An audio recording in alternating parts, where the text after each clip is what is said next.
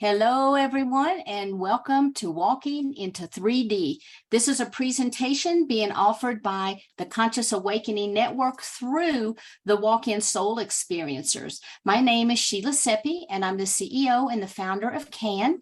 I'm your host for this evening, and I'm a Soul Exchange, multidimensional soul-layered walk-in, and that is a mouthful, and you'll learn what that's all about here in just a few minutes. But it's my honor and privilege to host this first ever walk-in conference with the newly formed organization WISH. And WISH, WISE, and WISE stands for Walk-In Soul Experiencers. Now, we're brand new. We do have a website. It is under construction, but you can check it out at info@walkinsoulexperiencers.com. Now, the walk is -in, so it's walk-in soulexperiencers.com. You can go there to sign up to be on our mailing list. And if you're interested in becoming part of this organization, if you think you're a walk-in or you're looking for someone to, answer questions for you, or you just need a little extra support, give us a call, because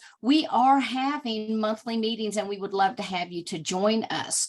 Now, I'd also like for you to go to the consciousawakeningnetwork.org and sign up to be on our mailing list there too.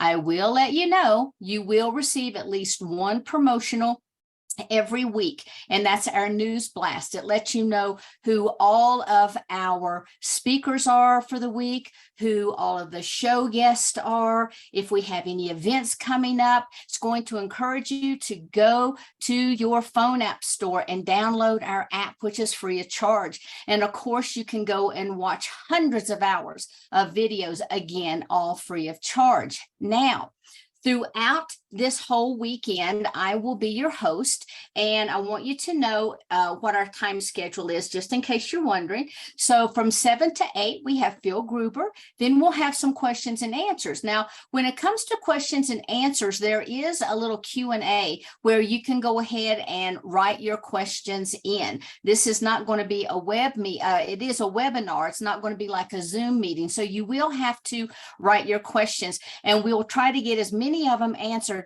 as we possibly can in the time that we have.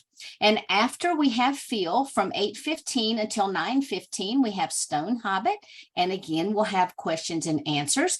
And then we have Dr. Xion Prem, and she will begin at 9:30 to 10:30, followed by questions and answers. We have so many different time zones that we are working with. We tried to do things, start them later in the evening so other people could join. And then tomorrow we're going to start right at 9 o'clock. And at 9:15, we have Bridget Renee Holiday, and she'll be talking until 10:15, and then we'll have Q&A. Then we have Ariana, and she will be here from 10:30 until 11:30. From 11:45 to 12:45, we have Gosha Dusak. From 1 until 2, we have Marilyn Harper. From 2 to 2:45, we have Ken Lloyd. And from 3 to 3:45, we have Vivian Chevet. From 4 to 4:45, we have Rhea Elise. And from 5 to 5:45, we have Kimberly McGeorge. Then from 6 to 7, we're going to have an open panel discussion where we'll try to really get a hold. We do have a question that we're going to discuss, but we're also going to try to answer some more of the questions that have been presented to us. But what I'd like to do right now is to go ahead and get started, because I'm also one of the presenters tonight as well. And I want to kick off this conference by sharing my story and how my soul incarnated, and talk about the different types of walk-ins and the incarnation process that occurs when not just a walk-in enters the body, but when anyone enters the body, all the way back up to source. And so I'm going to try to talk really fast so I can get all of that in. But for those of you who may not be familiar with my story, and those of you who are, I'm going to try to paraphrase it. So on September 23rd, 1999, I entered into this body. Now, it was very sick, and it was belonged to a mother that was 38 years old. She had 3 children, a husband, and was very sick. Now, over the course of the previous 20 years, the body was clinically diagnosed with first the potential of brain tumors, then with the possibility of multiple sclerosis, later diagnosed with bone cancer, fibromyalgia, chronic fatigue, erythema nodosum, sarcoidosis, RA. If it wasn't for Celebrex, the hands would not have opened and closed, and even walked with a cane. So needless to say, this body was very, very sick. So she went to bed, very depressed, very much in pain, and really feeling kind of hopeless. But the next morning, and it seems kind of like it was around 7 o'clock. I'm not 100% sure, but I believe it was around 7 o'clock in the morning. It was as if someone reached down, grabbed me by the hair of the head, and pulled the body upright. And then it was like lightning ran through the body, and then was in white space. Now, I don't know how long I was in white space, but I remember being out of pain. I remember all the imprintations of the body. I remember all of the sensations of being totally at peace. And that is a visceral feeling that I can remember to this very day. And honestly, I don't know how long I was in that space. But the next thing I knew, my peripheral vision started coming in, and then the frontal vision. And as I sat there, bolt right up in bed, I'm just sitting there looking around, of course, wondering what the heck am I doing sitting up? But as I sat there looking around in the room, everything was the same, but everything felt different. I didn't know how it felt different. I had no clue I was a walk-in. If you'd have told me I was, I would not have even believed it. But it was as if the room itself was alive, and all of the objects in the room were speaking to me at one time. Then, as I got up and began moving around, and I walked past the mirror, I just caught a glimpse of myself, and I just stood there staring. And I don't know how long I was staring, because I was looking at my hair, my teeth, and my eyes. It was as if I was looking out of somebody else's eyes. And that was a pretty freaky feeling. And I didn't know what was happening. I had absolutely no idea. But all of a sudden, I started remembering past lives. Well, that may not be a big deal to some people, but it was a pretty big deal to me, because when the body had gone to bed the night before, I didn't even believe in past lives. Then I had all this universal knowledge that was swirling around in my brain. And honestly, it's taken me about 23 years to decipher all of it. And to tell you the truth, I'm still deciphering some of it. I also knew healing modalities that I had never studied. And I began hearing voices. I was seeing people that wasn't there. And in short, I thought I was having a psychotic break. Now, I didn't know anything about clairvoyance, clairaudience, clairsentience. And because everything came to me just by a jolt, all of these senses were awakened, and I'd never experienced it before. It was very, very overwhelming. And like I said, I did think I was having a psychotic break, because my background was in psychology, and that's what made sense to me. Okay. So there's so much more to that story that I could share with you. And if you think that you would be interested in learning more about it, you can go to my website, SheilaSeppi.com. And if you sign up to be on my mailing list, you'll get the first chapter of my book, Walk-In's Cosmology of the Soul. And you can read everything that happened to me, how I felt like that I was crazy, and how basically I've gotten to where I am today. Now, this book was released about 3 years ago, so there's a 3-year gap. But other than that, you can understand a little bit more about what goes on in the mind of somebody who is a walk-in and has no clue what's happening to them. Now, fortunately for me, I found my first spiritual teacher within 6 months, but not everybody is that lucky. Now I'm fully integrated, and I'm beginning to understand and even able to articulate all of that information that was coming into me. Well, not all of it, most of the information that was coming to me. And every time I think that I have cleared all of the cellular memory that this body has, I learned something different about it. And even this week, there are things that came up that I'm like, you got to be kidding me. And I even asked my guides one time, I said, look, I have been clearing and clearing and clearing for at least 23 years. These cells are tiny. How much cellular memory can they hold?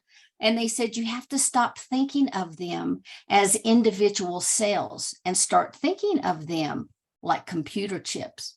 Now ask yourself, how much memory can each cell hold if you have a computer chip? Because not just with walk-ins, but with all of us, when we incarnate into this body, we have our physical genetics and we have the epigenetics of the soul. And all of that is located within the etheric template that goes around the body. It's about 1 inch that goes all the way around the body. And when those merge, then you start to have soul imprinting on the cellular structure of the body. Now, even before a baby is born, as the fetus is developing inside of the womb, you will have visitation from that soul that's going to inhabit it, and it comes in for a very short period and leaves because it begins that cellular imprinting. Because you have to realize also, it's not just the physical body that we are. We have all of these multi-dimensional etheric layers that are contained within our spiritual body, okay? So basically, one of the things I want to do is to let you guys know that it's not just walk-ins that experience a lot of these things, especially with the upgrades that are coming in. And I'll talk about that in just a minute as well. But I want to really make a couple points about walk-ins, because a lot of people have contacted me and said, well, I'm sick and I have a dysfunctional marriage and I have this and I have that. I just want to be a walk-in. It kind of doesn't work that way. Now, here's one of the things that does happen. If you are working on yourself and if you are helping to clear this cellular structure of your body, both physically and on the emotional level, you have to realize that first off, we've had multiple lives. And when we come in, we're imprinting information, not just for this life, but also for all of these other lives. So there can be a lot of stuff that has to be cleared. Okay. But if you're working to clear that and you are actively aware of your own spirituality and the fact that you are a soul having a human experience, your vibration begins to shift. As your vibration begins to shift, you can hold higher and higher frequencies. As you begin to hold higher and higher frequencies, you can begin to download higher and higher frequencies. And the frequencies that I'm talking about are those from your higher self. So if you have all of a sudden woke up one day and you think, everything is different, maybe I'm a walk-in too. Think about this. For me, I also lost total memory. Now, that's not true for all walk-ins. And over the course of this weekend, you're going to hear a plethora of stories and how people are walking their walk on this third dimensional plane.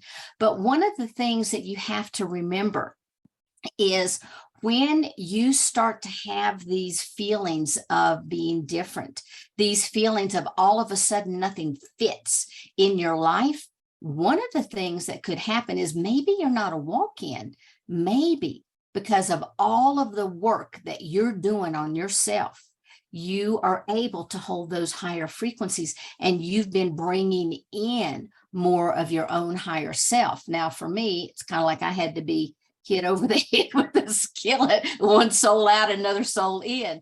I wasn't quite getting it because, like I said, if you had told me even about walk-ins, I would have never believed it. I wouldn't have thought anything like that was possible because I was in such a little closed box. But I believe that what's occurring on the planet today is that more and more people are waking up to their own soul heritage, and they're remembering that they're a star seed. They're feeling this draw to, the Arcturians or to the Andromedans or, to whomever it is that they're feeling this, this draw to. First, that could be some cellular memory, but also can be that you're a star seed.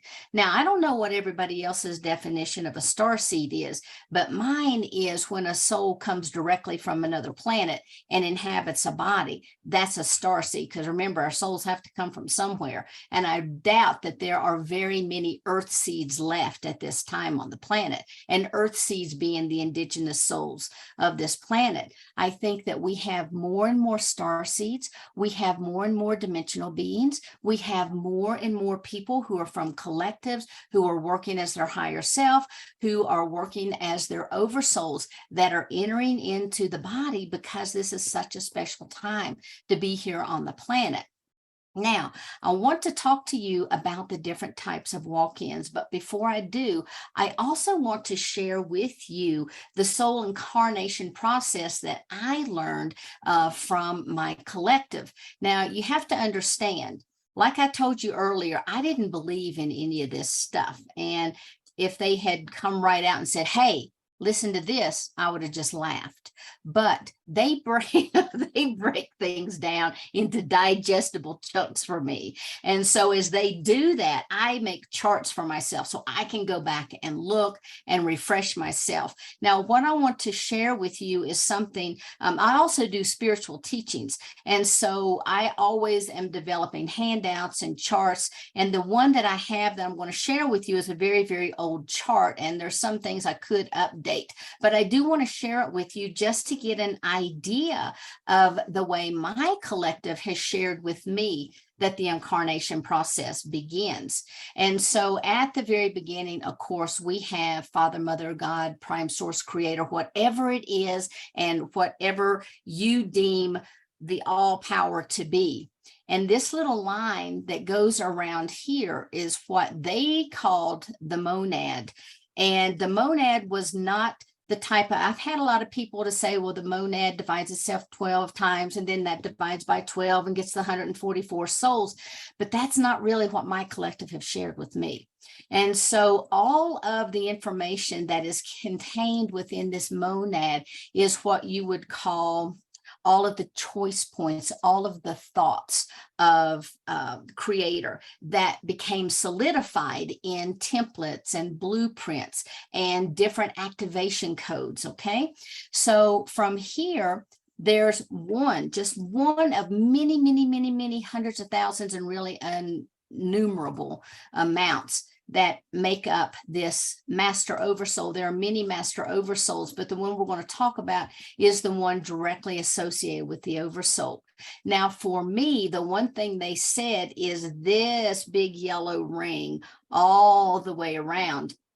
This is the true higher self, because this is what is the container of source. We can never be outside of that container. It is impossible to be separate. So, if you think of a piece of Play-Doh and you squeeze off a little bit of that Play-Doh, that's what this master oversoul was. It's an individuated consciousness unit of source. Okay. And within this master oversoul, there are innumerable oversouls. And these oversouls are made up of various soul groups. Now, the one interesting point that I want to bring up, I am also a QHHT practitioner. And many, many times when I am talking with, it's basically the higher self, but the subconscious, as Dolores Cannon called it, when I am talking with that subconscious, one of the things that I have found consistently is a lot of people thought, I am Mary Magdalene. Well, my answer to that is, maybe you are.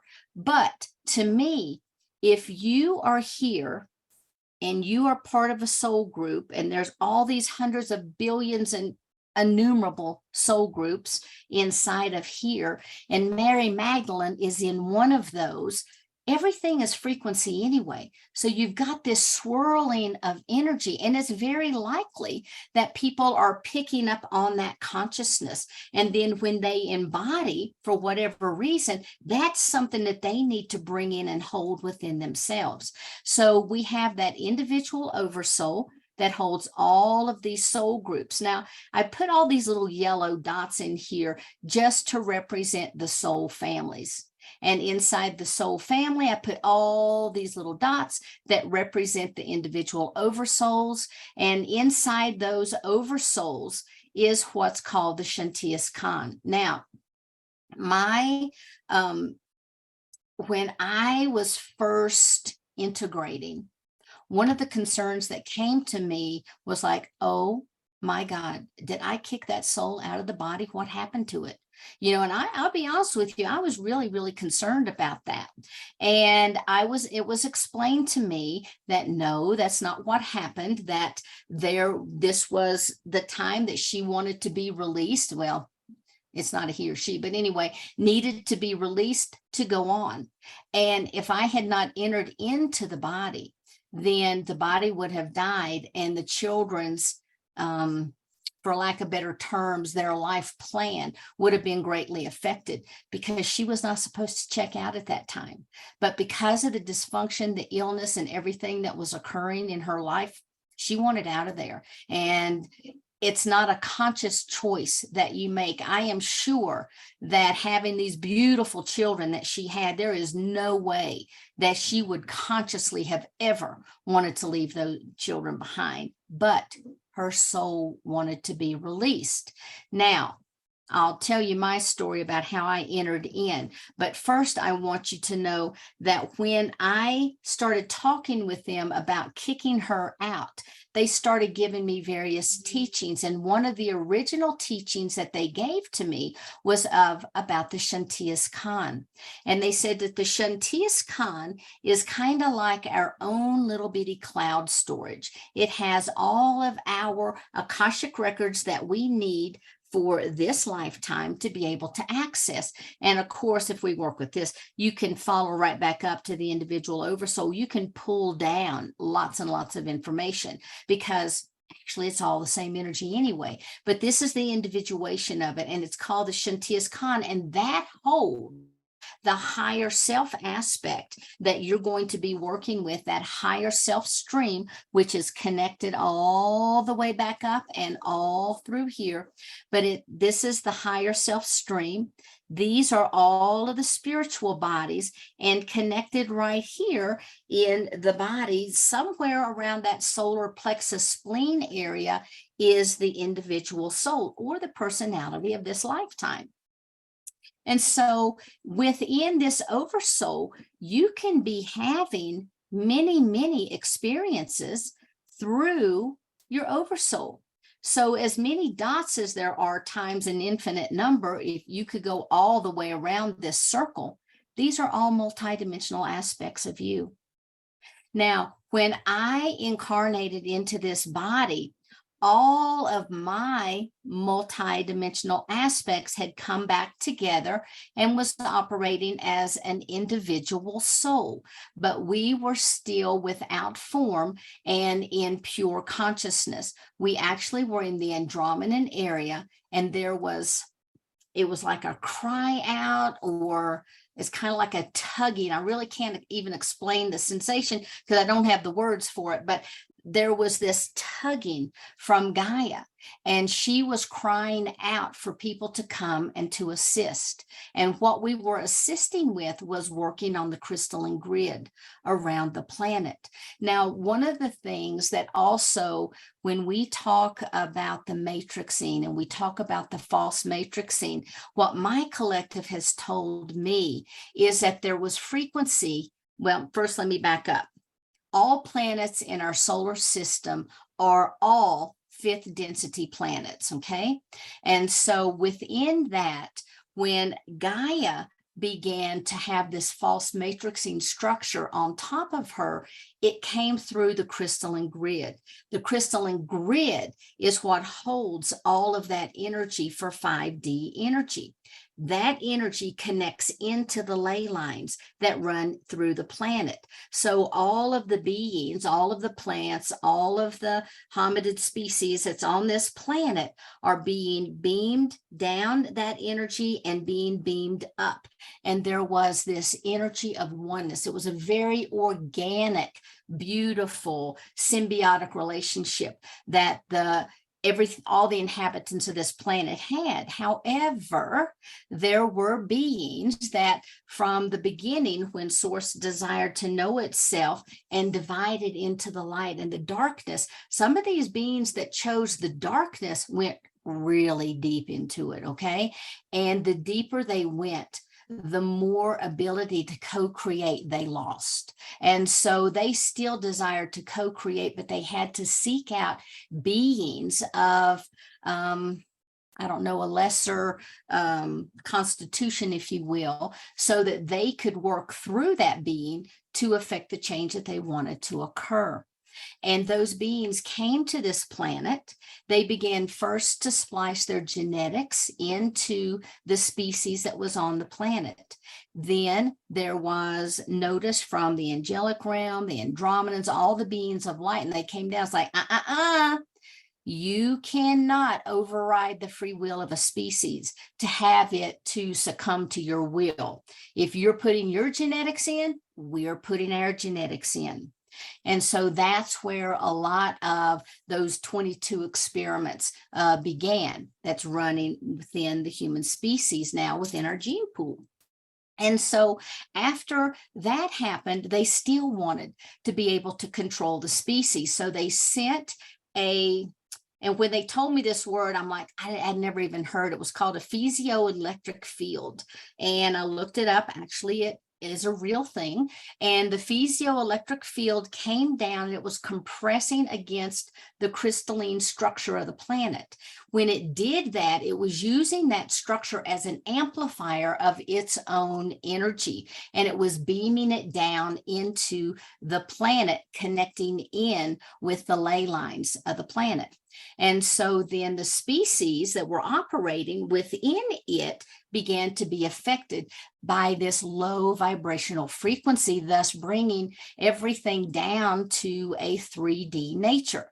Now, this could be one timeline that they're telling me about, but this is, information directly from my collective to explain to me how everything was taking place and how the souls incarnated and why they incarnated the way that they did.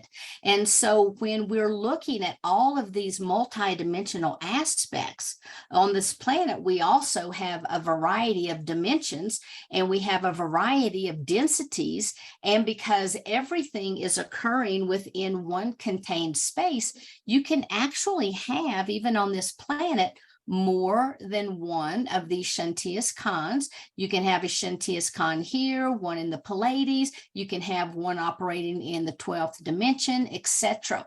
But when we were called to come in, we were trying to beam in a frequency that was going to counteract this piezoelectric field and the damage that it has done. And we were beaming in light codes. We were beaming in frequencies of unconditional love, of ascension, to help people to wake up and remember. Because one of the things that also happened, because humanity had procreated permeated within this field, it also had permeated the genetic structure. And so one of the reasons this ascension is so, so important is because not only are we ascending, but we're also breaking out of this false matrixing that we have been part of for so many years. And when I came in from my oversoul, came in through a Shantias Khan. When I entered in through the top of the body, it propelled the body and the soul went out through the front of the body. Now, I always thought that a soul, it kind of went like this, but what they told me, in my case, what happened, the soul came in and propelled the body upward. And so as they began to explain this to me, I lost any form of guilt or any worry that I had, because I began to understand how eventually we all connect back in. And I can tell you from some of the memories that I still retain from the other side, we never die. You know, the physical form will shift, the physical form will change, but as far as who we are as a spiritual being, we never die. And so I wanted to share that with you before I went any further in the presentation, because I wanted you to kind of understand how when a walk-in enters into the body, some of the different routes that it could take. Because first you could incarnate as the infant, and regardless of where the soul comes, it'll come in many, many times, no matter what planet, what density, what dimension it's coming in. It'll visit the infant, it'll imprint upon the cellular structure, and then it will solidify upon that first breath and it locks in. But it's still through the silver cord can travel in and out of the body many, many times. Now, one of the things that I want you to be aware of is not all walk-in experiences are the same. I do think that they all should be considered soul experiences, because just like if someone is having a soul immersion right now where they're bringing in more of their higher self, that's still a soul experience. If someone's having a Kundalini awakening, you better believe that's a soul experience as well as a physical body experience. And if you have a spiritual awakening out of the clear blue, that's definitely a soul experience as well. But these are all beautiful experiences that are occurring to the soul outside of the walk-in scenarios. So the first kind of walk-in that there are is what's called the soul exchange, like what I am. It was one soul out and another soul in. And remember, all souls will imprint upon the host. And I had to do tons of clearing before I could get all of my energy into the cellular structure. Now, there's also what is called a soul infusion. Now, that is the type of a walk-in that my son is. And he became a walk-in at the age of 7. It's very, very rare to have 2 walk-ins in a family. And who knows, maybe one of my goals was to walk in to kind of work with him in his life. I don't know. But with his type of soul exchange, or his type of soul energy as it was coming in, it was through the aid of technology, this golden light, this golden pool. Like with me, it was kind of like whoosh, whoosh, in and out. And with him, he remembers being lowered down into the golden pool. And as it swirled around, that he sort of lost his identity and became part of that golden pool until it actually was then sent into the body. And that is a type of a soul infusion. And a soul infusion occurs when there's a portion of the natal soul or the original soul to the body that remains, and a new higher vibrational aspect from its own Shantias Khan will enter. Now, this new aspect will either meld with that old aspect and become one single soul, or it will be kind of like a battery charger until that soul is strong enough that it can then move forward with its own goals, and then that soul will leave. There's also what's called an overlay. I'm sorry, that's what I was talking about, actually, the overlay. When it comes in and it serves as a battery charger, the soul infusion is when you have more and more of your higher self or more and more of your oversoul energy that comes in and attaches to the body. The next type of walk-in is called the braided soul, and a lot of people talk about braided souls, and they're a little bit more complicated because one or more souls is occupying the body at the same time. Even though there's this symbiotic relationship, they're still very different until they actually will literally braid with each other and act as one unit. Then there's what's called jumpers, and these are really fascinating to me because it's when a soul literally jumps into the body. It stays for a short period of time. It can be a day, a week, a year. It can be even like maybe 1 or 2 years. It imprints, brings tons of information in, and then it leaves. But the information stays. And sometimes it takes the person their entire lifetime in order to be able to unravel and unpack all that information that was imprinted within their cellular structure. And then there's the multidimensional soul layering. This is when one or more multidimensional aspects enter the body at the same time. It's kind of like a sandwich. So you have multiple, you might have angelic, Andromeda, you could have a dimensional being, the Christos energy, but all of those will act together, but at some times, one aspect will take the lead and the others will go into the background. So that's what I call the multidimensional soul layering. Now, there's also what we talked about earlier, which is the soul immersions. And those are so important for people to really know about, because I have people call me all the time that says, I don't know what's happening. Everything is shifting. Everything is changing. I don't think I'm a walk-in, but I don't know what's happening. All of a sudden, I've got all this information flowing through me. And in working with them, I discovered that, yes, in fact, they are a soul immersion. And so if you'd like to know more about walk-ins, I have a course about walk-ins that's on the consciousawakeningnetwork.org under the courses. And I also have a book that I wrote, Walk-ins, Cosmology of the Soul, that you can purchase off of Amazon. And there's also, it's in ebook as well as in Audible, in case you like to ride or drive and listen to things. And so what I'd like to do right now is I want to open up and see if there are any questions that anyone has. Okay, Paul, hi. See, I wanted the chance to offer a question from the audience in advance. I was reading the New Testament, the Bible, and the church. It happened upon Acts 22, verse 6. For those who haven't read this part of the Bible in a while, Paul said his old name was Saul. He saw a bright light. He had a complete change of personality. That's very true. He reread the book of Acts and the apostles, and this personal testimony feels like a UFO. Jesus, when I read it, you know, there's a lot of people that talk about UFOs in the Bible. There's a lot of people that talk about the fact that, you know, what is, when before Jesus was ever even baptized, that they asked him if he was Elisha. And they wondered why he thought that. And they had noticed that there was a personality shift or change in him. But it says, here it is, Acts 22, verse 6. As I was on the road approaching Damascus about noon, a very bright light from heaven suddenly shone around me. I fell to the ground and heard a voice say to me, Saul, Saul, why do you persecute me? Who are you, Lord? I asked.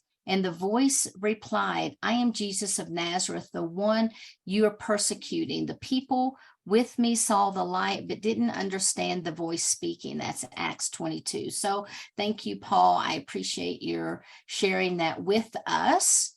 I love Kimberly McGeorge. I do too. I just met her. She's a sister from another mother. Okay, wow, this is a lot of labels. I agree. And, oh, the chat's not enabled. Thank you so much for letting me know that. I'll have to figure out how to do that. And What time has this started? I understood it started at 6:30. Okay, so we started just a little bit early because we did have so many speakers, but I started first and I was going through the agenda and everything. So you really haven't missed too much.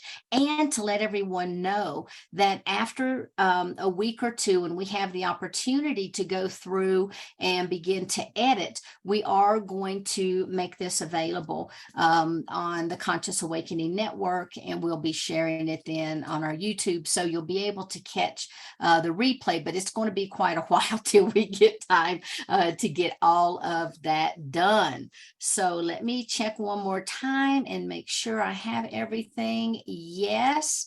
Thank you so much. So now what I want to do is I'm going to bring our good friend Phil Gruber up. Phil, hello, hello, hello. I'm going to bring you up, and if you'll just wait one moment, I would like to give you an official introduction. So Mr. Phil Gruber is featured in the critically acclaimed film, The Indigo Evolution. His passion, enthusiasm, kind spirit, sparkling wit, and intelligence has made him a much-loved, highly respected, and in-demand speaker on the international scene. He is acknowledged worldwide as one of the foremost teachers of advanced healing systems, light language, sacred geometry, the Magdalene mysteries, the indigos, the structure of space-time, and an ever-expanding repertoire of diverse and facilitating subjects. And if any of you know Phil, you know he is quite a character. Phil is a dear friend, and we're very honored to have you here tonight. So thank you for being here, Phil. Oh, thank you very much. I like that by. I like it's nice hearing it back. Yeah. All true. I didn't really want to go that much overboard, but I want to thank you, Sheila, for organizing this very, very important, significant, time-sensitive conference, because I believe that most of us, or certainly many of us, and I'll get into my own personal walk-in experience in a couple of minutes, are actually walk-ins when we understand more about the quote unquote technology or the mechanics and dynamics of the walk-in experience and the different kinds of walk-in experiences, because this is what it's all about. I want to thank you again. I want to thank everyone for coming on. We're getting close to 100 participants now. I know there'll be a lot more. I also want to thank Yesha. I want to thank all representatives of the Guardian Alliance, the Emerald Order Melchizedek Cloister, all those who honor the original Emerald Covenant. And so let's go right into it. Okay, so I have an hour before the question and answer session, Yes. Sheila. Yes, you have an hour, and then we'll have 15 minutes for Q&A. Oh, that's good. Okay, so there's a lot of information to go through, and this will be available. You can watch it and rewatch it and rewatch it and rewatch it. You know, a lot of people think that the indigo phenomenon is like been there, done that. It's yesterday's news. But the truth is, everybody, that understanding, having a more detailed and profound understanding of who and what the indigos actually, I believe that pretty much everybody that's tuning in now is what are commonly known as indigos, whether you want to call us psychic, super psychic, mythic, magical, mystical children of the Blue Ray Kachina, Melchizedek's, children of paradise, B'nai Or, B'nai Elohim. They really are under the umbrella of indigo children, and there are various types of indigo children. And I'll be able to have time to talk about the dominant types of indigos, and I think you'll be able to recognize what type you may be, because the types have different purposes. We all have an overarching purpose, and that had to do with the creation of the original human race. The original race, what we call the Turanusium, the Adam Kadmon, the Adumi Kudmon, which is to be guardians and custodians of the planetary stargates. Called the Templar, some people will call it the Holy Grail. This is the original mission And this was the impetus for the creation of the original angelic human race, was to be guardians of the planetary stargates, that through these planetary stargates, you can access the interdimensional stargates. And we'll talk more about that. I'll go into my own walking experience very briefly. Let me see if I can share the screen here. At 6 years old, I was involved in a car accident. We estimate that this is Roberta Eich's father, was going about 60 miles an hour. I got out on the driver's side. The impact, they estimate he was going about 60 miles an hour. I was thrown up into the air, down the street, landed, not a scratch. It hit, the force of the impact hit something came in, and the force of that impact threw me up in the air and down the street. This was a very typical kind of walk-in scenario in which the information that I have, that I teach, that I share, I probably would have gotten at about the age, it would have started to come in maybe 12 years old, between 12 and 22, certainly at 33 years of age. But the fact that I had this contract, this soul contract, as Sheila talks a lot about, and a lot of amazing information Sheila shared with us, that really provides a much more expanded framework and context to understand what we're all being involved in. And while I'm on that track, I want you and Sheila, I haven't talked to you about this yet, but in a few weeks through the Consciousness Awakening Network, I'd like to do a very special webinar. And the webinar is going to involve the Jewish question, the occult roots of what we see manifesting on this planet once again, whether it's, you want to call it the German Jewish question, the Aryan Jewish question. You know, I want to get into the hidden dynamics, the forbidden, forgotten, occult history of this, this struggle for possession of the Holy Land that goes way back, goes back before 1948. Goes back before the creation of the State of Israel, goes back to the early decades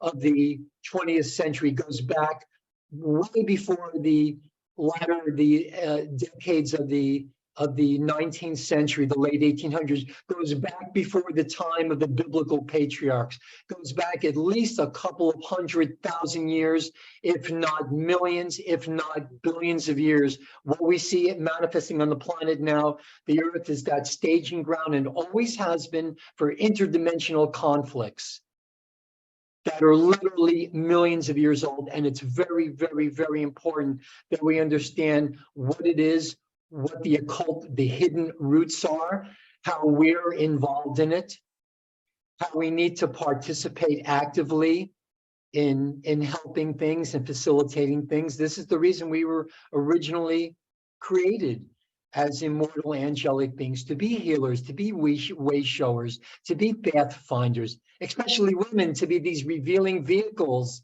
for the light of God, for the grace of God. It's very, very likely, that Paul's soul's conversion on the road to Damascus, that should have been one of the Bob Hope, Bing Crosby movies. They missed that one, The Road to Damascus. His conversion was probably a walking experience. And it was the age of 6 years old where I started getting huge downloads. Now that walk-in, as soon as it walked in to save my life. This is a very common walk-in scenario when you have a near fatal accident or a near-death experience and you need to be on the planet. When you really need to be on the planet, you know, and it's time sensitive, there will be direct intervention. Normally, as many of us know, the angelics, the higher ups, the higher evolution don't want to involve themselves directly in our world. But if it's a situation like, for example, mine, where I could have very easily died, and probably would have had to experience a soul braid to come back, and we'll talk about that. And actually, I think a lot of us are going to talk about soul braiding. Ken Lloyd, I think his main thesis is going to be talking about soul braiding. We'll talk a little bit about soul braiding. But a lot of people think again that the indigos is yesterday's stuff. No, it's more pertinent than ever that we understand who and what we are so we can fulfill the purposes that we came on this planet to fulfill. The indigos are in truth. Well, excuse me, my battery is running low. Is that possible? Okay, hold on a second. This is really important. Oh yeah, okay. You're gonna have to give me, Sheila, can you come in for just a couple of minutes? I have to hook up my charger, Oh, okay? sure. Absolutely. All right. Hello again, everybody. So I'm just going to take this time to do just a little bit of a commercial for the Conscious Awakening Network. I just want you to know that we have so many phenomenal videos, all free of charge. Please go to your phone app store and download our phone app. You can also go and visit us on our website. You can check us out if you are on Roku, Amazon, Apple TV, or any of the Android platforms. You can also download our app there. And our apps are free of charge. I think you have to go ahead and belong to them, but if you'll check us out on those apps, we would really appreciate it. And once more, here's Phil. Okay. Let me see if I can do a little bit of that. Can I share the screen for a minute or two, Sheila? Mm-hmm. Okay. Yeah. Oops, hold on.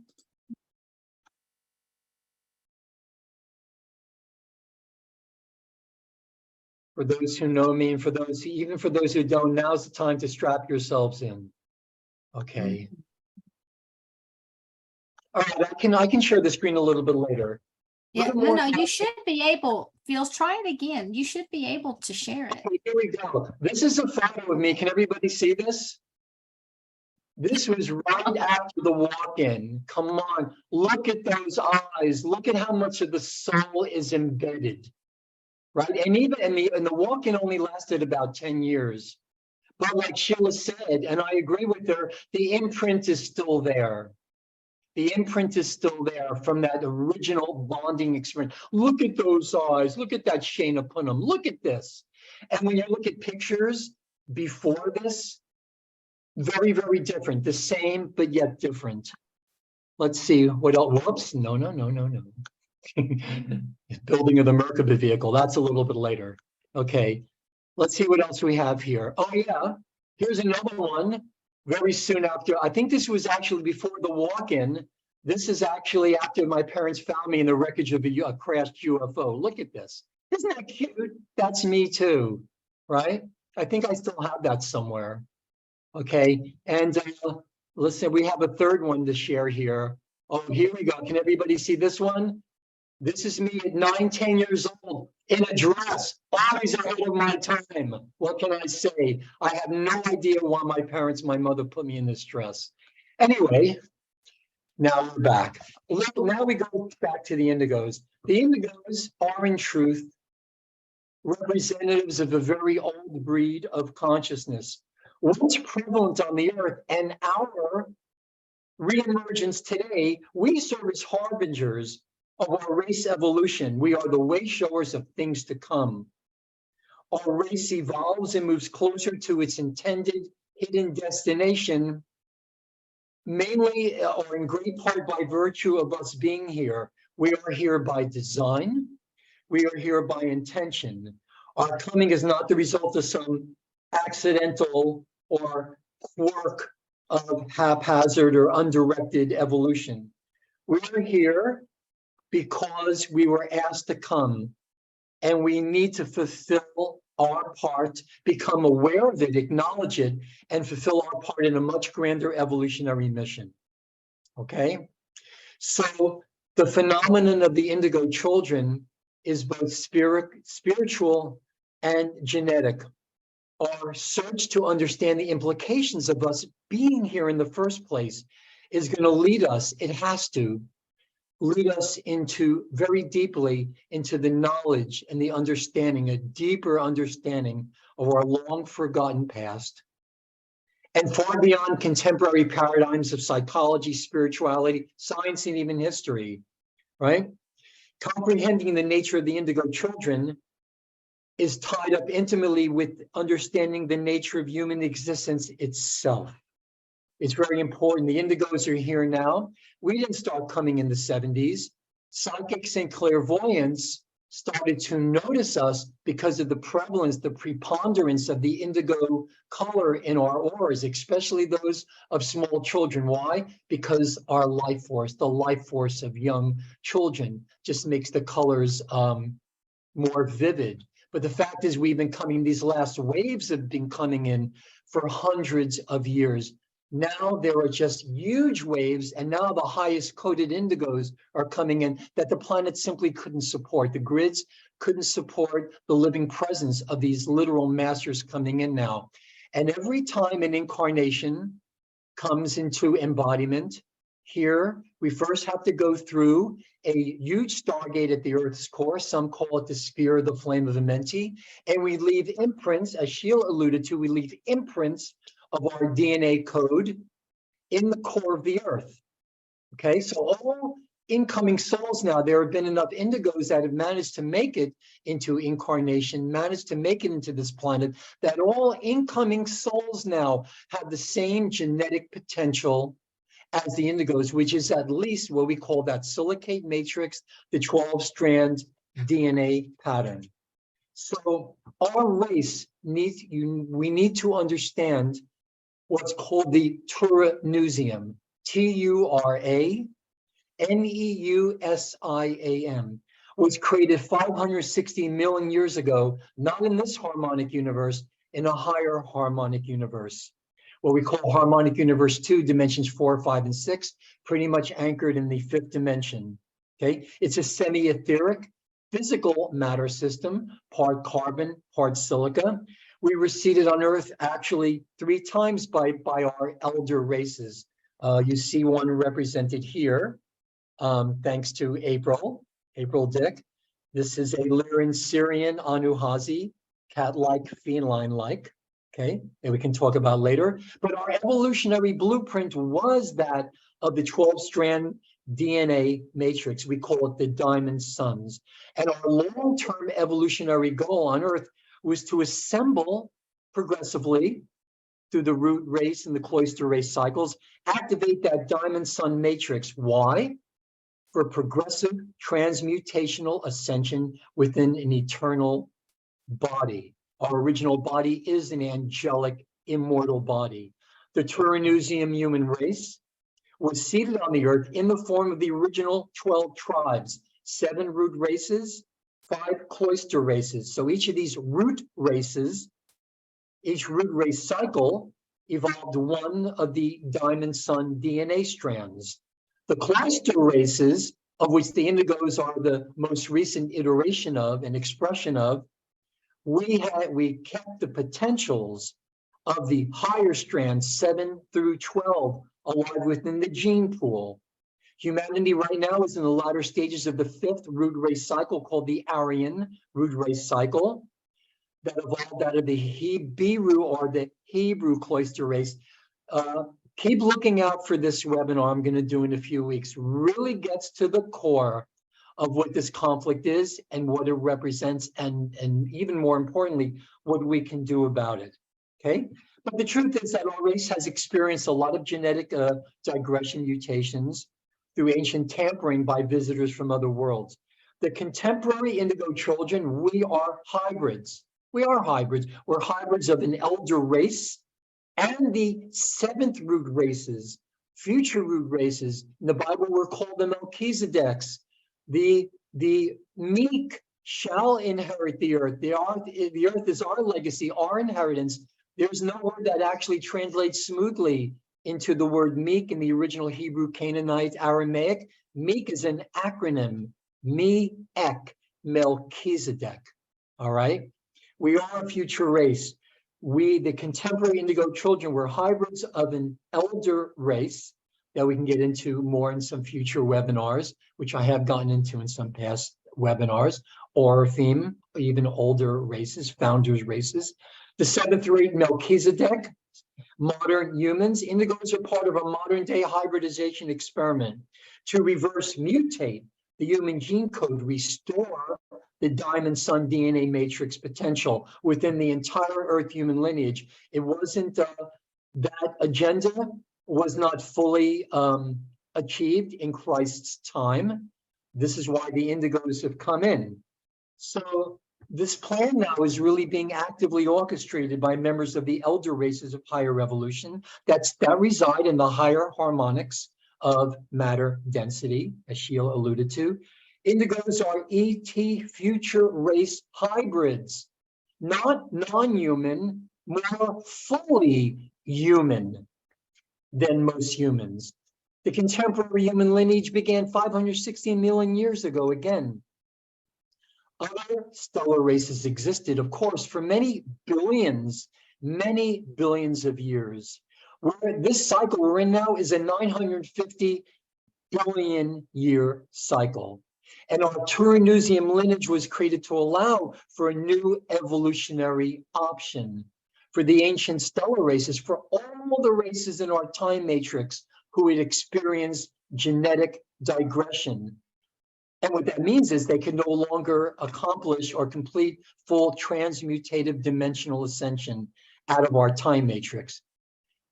And further, that hominid life in our time matrix began actually in this cosmic nursery, the pre-matter systems, the liquid light systems of what we call harmonic universe 4, the Lyran star system, the cradle of Lyra or Lyra. Rockabye baby on the treetop.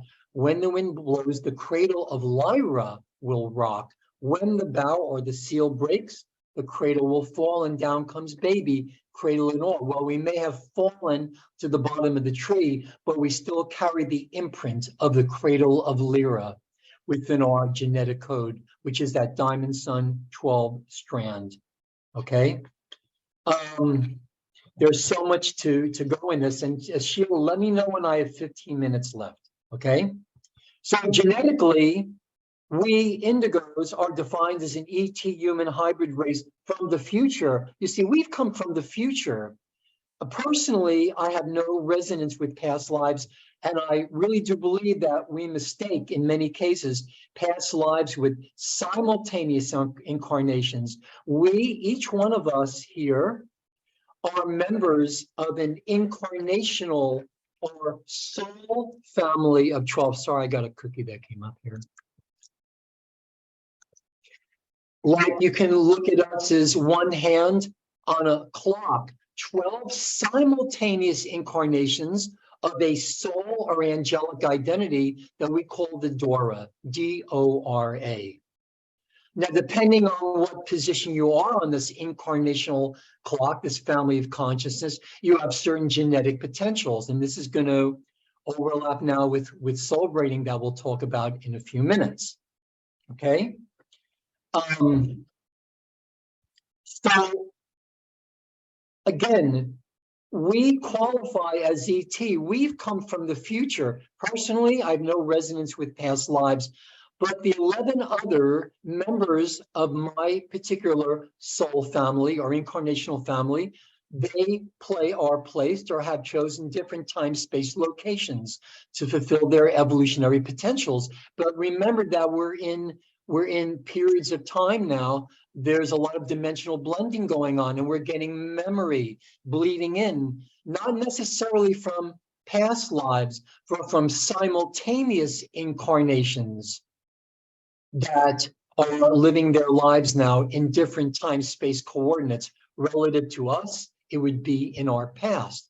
So it's an interesting way of looking at it, that the members of our soul family that exist in quote unquote past time, we are their higher selves. We are the ones that they are channeling, just like we channel or download information from our higher selves, multiple identities in many space-time locations across at least a 15-dimensional time matrix. And not to mention its parallel, not to mention our parallel selves, not to mention probable selves that we'll get into in a minute. So we qualify as ET because our genetic code is that of the original Orapheme race.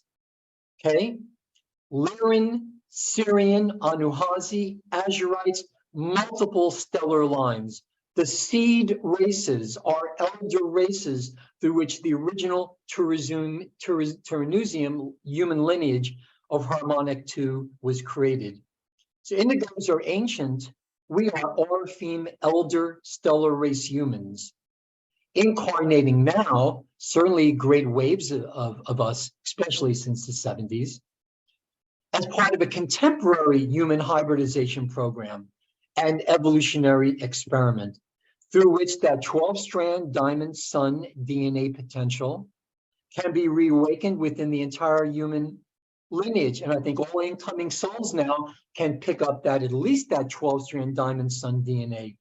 Many of the indigos, the higher indigos, carry what's called the double diamond or the emerald sun DNA matrices that allow for an expression of 12 to 24 or 24 to 48 frequencies of consciousness and can complete full transmutative dimensional ascension. This is the evolutionary path of human consciousness. They have the potential, the indigo type 1s we'll talk about briefly, they have the potential to awaken as fully embodied avatars. And with ascended master consciousness, certainly by the age of 33, if their DNA activates properly. And what's going to be necessary is to clear all residual karmic miasmic distortions out of the DNA, which impedes that process. And the best and the quickest and most effective way to do that is to forgive. To forgive. This is one of the great lessons many of us still have to learn, that through either ignorance or naivete or just plain stupidity, that we allowed ourselves to be violated or we become the violators. Forgive, make apology, because it is written, the Pistis Sophia, very, very clear, this extended conversation between Jesus and Mary Magdalene with progressive apology. The soul is declared innocent of all the soul is declared innocent of all karmic, miasmic, what's that word? I'll remember it in a minute. And you're placed in a position of never having been separated from the one. So when you apologize, apollo means not many. So when you apologize, you are reaffirming oneness. And a critical mass to hold that thought clearly and consistently in your mind can transmute any karma. Not only that we have accreted in our lives, but our simultaneous incarnations, parallel lives, soul families that affect us here. But the great news is that we can affect them. The healing that we can do on an individual level extends to all of creation.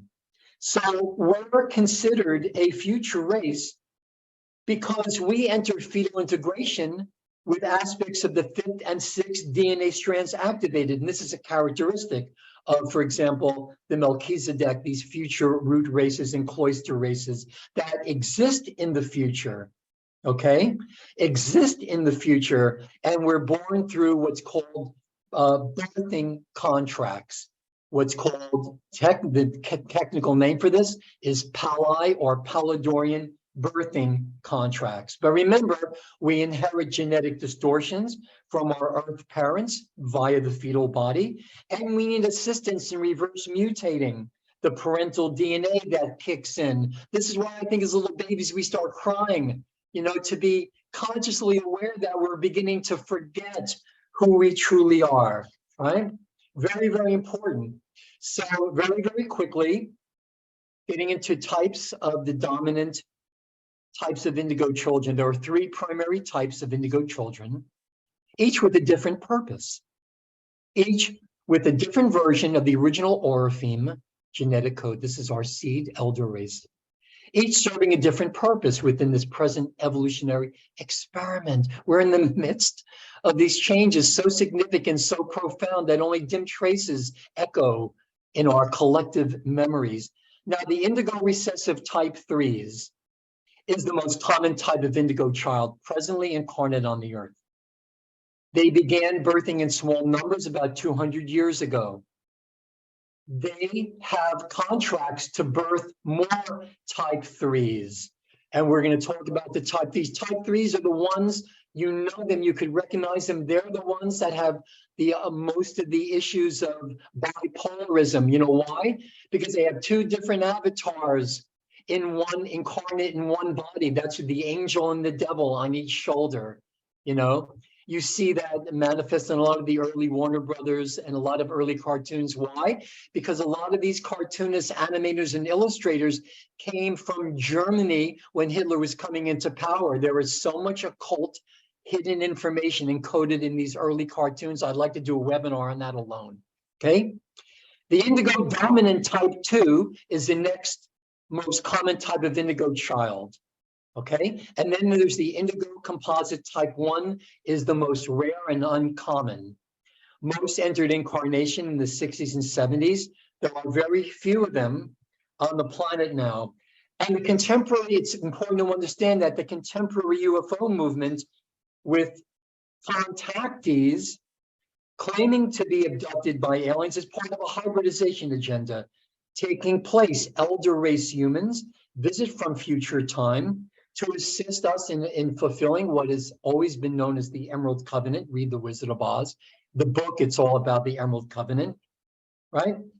And our ancient intruder visitors, the one that hold digressive fallen consciousness, they have always been attempting to hijack our evolution with unintended hybridization programs that violate the original Emerald Covenant. So very briefly, and again, let me know when I have 15 minutes left, okay? All right, okay. Now, again. You have 30 minutes. Oh, really? Okay. So in the Earth human lineage, thank you, Sheila. God bless you. In the Earth human lineage known as the Adam Kadmon or the Adumi Kudmon human, there were 7 root races. 5 cloister races were seeded. Again, each of these root races, the evolutionary cycle, developed one of the first 5 DNA strands within the 12-strand DNA template. The cloister races, of which the indigos, we are the most recent restatement of this ancient covenant. We carry the imprints, the programs of the 7th through the 12th DNA strands, and they correspond to the higher dimensional density systems. Root race incarnates in our paradigm we call the earth seeds, and the cloister race incarnates that carry the programming for the higher strands are called the star seeds. And it is us, the incarnates from the cloister races, the future races, that keep the 12-strand DNA template potentials alive within the Earth human gene pool. And we represent advanced stages of human evolution, not less human, more fully human. The cloister race human 12-strand DNA template is known again as the diamond sun DNA. Consciousness incarnating into the diamond sun race biology enters from the 12th through the 10th through the 12th dimensions. Good to remember that the 10th, 11th, and 12th dimensions are the avatar Buddha, the Buddhas, the avatars, the Christed ones, the Buddhas, Bodhisattvas that have achieved full Christ Buddhaic nirvana have come here from there. Where is there? The systems of Lyra, 10th, 11th, and 12th dimension. 10th dimension is Lyra Vega, which is very interesting. Watch the movie Contact again with Jodie Foster. 11th dimension is what used to be called Avion, which through semantic depletion and mistranslation is known now as Avalon. Camelot, a lot of us on my personal incarnational journey has been from the 11th dimension. Many of us have started this incarnational journey, this leg of the trip from the 11th dimension. We go through sets of interdimensional stargates. We have to go through the Earth's core, leaving imprints, right? Through the Earth's core, through the flame, the sphere of Amenti. And then to get into fetal integration, we have to go through one of the planetary stargates that correspond to the interdimensional stargates. In my case, in many of our cases, I'm sure the 11th dimensional stargates on the planet, which are located in England, the Vale of Pusey, where a lot of the crop circles are to facilitate transit, right? through the sphere of Amenti, through the planetary stargates, into fetal integration, and a little island off the coast of Ireland called the Isle of Eye. This is why a lot of us see that 1111 on the clock, because we're coded with that 11 and 11, 1111. So various times in our Earth human evolution, it's important that certain families of what we call the cloister race humans further genetically enhanced through hybridization with the seed race out of which the original angelic Terneusium human lineage emerged. Why is this important? How it relates to the walking phenomenon? We'll find out in about 5 minutes. So the seed race of the human is called the Orpheme. The Orpheme, again, the Orpheme human seed race is a composite genetic code of Syrian Azurite, Syrian blues from the second density, dimensions 4, 5, and 6, Lyran Syrian Anuhazi from density 3, that's dimensions 7, 8, and 9. These are oversouls, archangelics. What's called the Elohai Emerald Order from the density, from the fourth density, dimensions 10, 11, and 12. And the founders race Melchizedek cloister, what they call the Brennau Rishi, from the fifth density, dimension 13, 14, and 15. So the human cloister Orpheme hybrid is known as the Emerald Order Orpheme, the Emerald Order. In contemporary times, we're known as the Indigo Children. And the DNA template of an Emerald Order Orpheme has that 24 to 48 strand potential, which can allow for potential biological immortality and full biological transmutation out if chosen. The freedom to choose if we want to achieve full biological transmutation out of the dimensionalized time matrix. The Emerald Order Orpheme, the 24 to 48 strand DNA template, which contains within it the original human 12 strand DNA template, is called the Emerald Sun DNA, or the Emerald Suns. And the Orpheme humans, the indigos that carry this DNA template, are known, they were the primary Grail lines. And those carrying the Holy Grail, or the DNA template design that can fully transmute out of matter and hold not only ET consciousness, not only meta-terrestrial consciousness, but ultra-terrestrial consciousness, beyond time consciousness and embodiment. So consciousness incarnating into the Emerald Sun Orpheme biology enters from a minimum of the 13th dimension. The primary Grail lines among Earth humans entered into Earth's human gene pool about 800,000 years ago and became the lineage through which Yeshua Melchizedek, Christed family lines emerged following his birth. So I know there's a lot to talk about this, but just before we get into the type 1 indigos that always come in through walk-in contracts, I just want to talk briefly about a secondary Grail line that emerged within the Earth human populations about 248,000 years ago through hybridization with the Nephilim race. The Nephilim race truly is a hybrid race of cloister humans from previous Earth seedings combined with the Syrian Anunnaki race strain. You see, this is why the Magdalens, the circles of Marys, through all those generations, this is why they were chosen to be the temple priestesses, because they were of the tribe of Benjamin. The Benjaminite women were the spawn of the Nephilim Anunnaki. They were hybrids of fallen angelic giants, the Anunnaki, Syrian, Pleiadian, Nibiruian Anunnaki, and Earth human females. And being the spawn of the hybrids of this composite genetic code, they had an expanded DNA potential. They were able to create within themselves very, very powerful secretion, ascension elements that could give anybody that went into these temples, into the Holy of Holies or the Hole of Holes, a taste of the Christos. And this is why these women were chosen, because they were called the Raelim.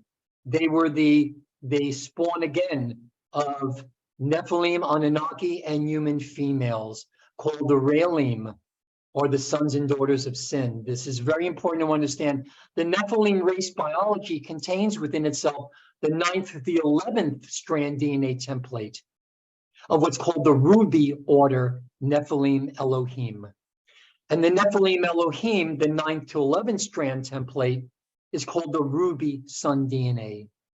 Okay, it's very, very important. The indigo type 3s, the ones that are the most populous on the planet, are here for a very important reason also. They're here to help the Anunnaki Nephilim races get back their diamond sun DNA. All the types of indigos have their specialties and their specialized contracts. So the indigo type 3s are no more or less important than the type 2s or the type 1s. It's very, very important since there are so many incarnates of the fallen Nephilim, Anunnaki, Syrian, Pleiadian, Nibiruan, Anunnaki races here. This is why there are so many of the type 3s on the planet with contracts to birth more indigo type 3s, because they're here to heal the fallen Nephilim, Anunnaki races to get back their diamond sun DNA, okay? So, and again, we'll have time for questions, but I want to talk about now a little bit more about the indigo type 3s, okay? Just so you can recognize them, they have, the indigo type 3s are literal incarnations of two different avatars in one body. There's an Orpheum avatar overseeing a Nephilim avatar. The core of their life purpose is to mend the extremes of polarity between their reversed 11-strand DNA matrix and their 12-strand diamond sun. But their lifetimes serve a very important role in the greater plan of healing the DNA distortions within the Nephilim, Anunnaki, and human genetic lines. The indigo type 3s have the most extremes and polarity issues. They're highly intelligent, mathematically inclined, they're very athletic, as Anunnakis are, may have difficulty with emotional bonding issues. Why? Because it seems like they have an angel and a devil in one body.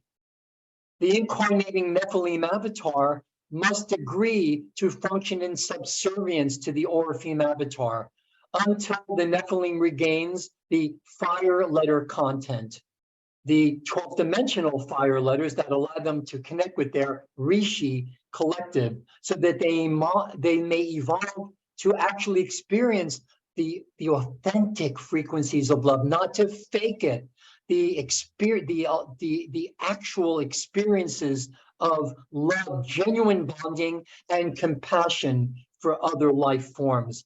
The indigo recessives, the type 3s, have the most difficulty in balancing polarity due to their reversed Nephilim coding.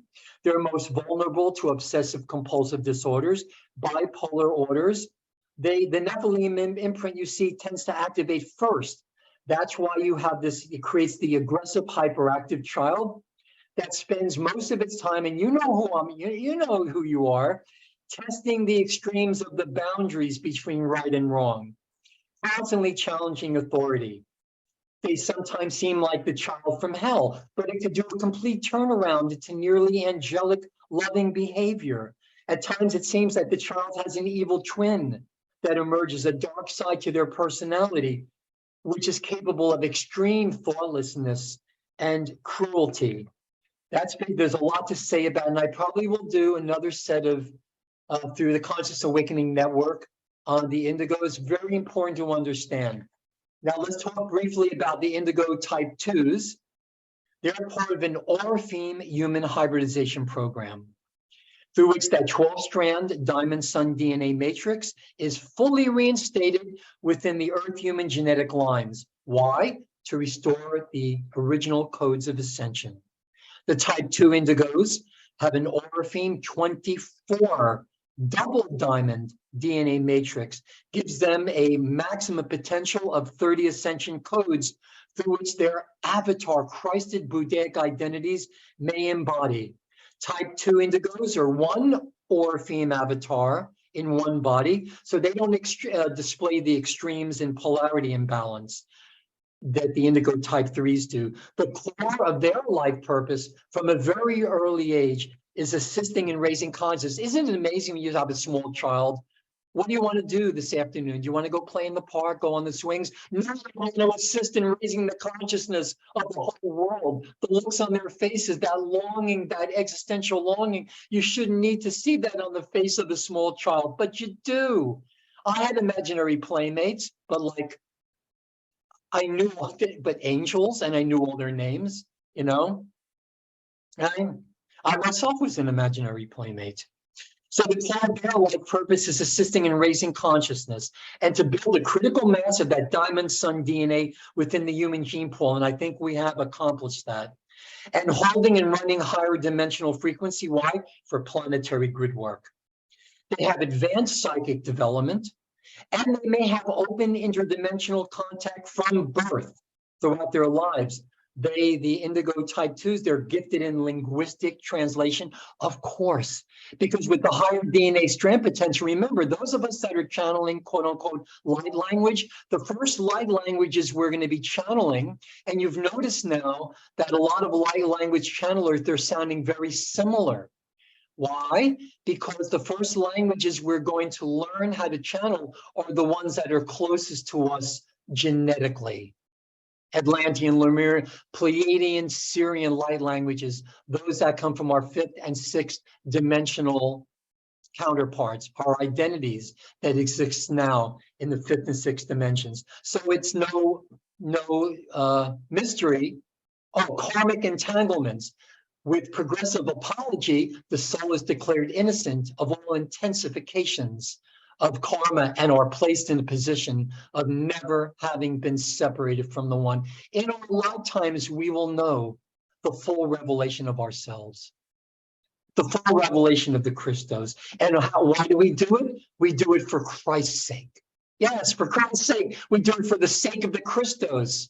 We're being asked now to jettison, to let go of anything which is impeding the process of our coming into our full evolutionary blueprint. And that can be very difficult for people. Be brave, be courageous. Be willing to let go of anything which is impeding our upward journey, right? So they're gifted in linguistic translation, the arts, music, diplomacy. Well, we can become, but they can become, except we, excessively introverted due to fear of the earth environment. As strong and as powerful as we are, we're also very vulnerable, especially to toxic environments. And they know that. Who is they? We'll talk about that some other time, right? Type 2s are the most personable of the three major indigo types. Can't you tell? Right? And we enjoy human bonding, but only if it's within protected fields. That's important. You're starting to recognize yourself. Now the indigo composite type 1s, of which they're very rare, I'm certain. Oh, we have 108 participants now. You know how many beads there are in the mala on the rosaries? 108.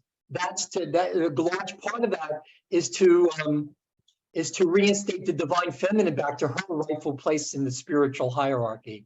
That's another amazing time. Oh, no, back to 107, no, back to 108. All right. Indigo type 1s are part of the Orpheum human hybridization program. We're here to serve to accelerate and expedite reaching a critical mass of the diamond sun matrix. We needed to have done that before 2012. I think we have. The type 1 indigos have the emerald order Orpheum 48-strand emerald sun DNA matrix, which gives them a maximum potential of 48 ascension codes through which the avatar identity may embody, certainly by the age of 33, and their consciousness may also expand into fields of non-dimensionalized cosmic sound vibration, what we understand as ascended master. The type 1 indigos always and without exception incarnate through walk-in agreements, whereby a smaller soul essence from their own oversoul collective, 7th, 8th, 9th dimension, begins the incarnation, begins it at fetal integration. Why? To raise the frequency of the body. And once the DNA is sufficiently activated and cleared of all residual karmic miasmic distortions, then and only then the original soul walks out into ascension, and the avatar identity walks in. In other words, transfers its spirit essence to the body, to awaken within the body, to fulfill its world service contract. Again, type 1 indigos always incarnate within through walk-in agreements, whereby a smaller soul essence, which is compared to us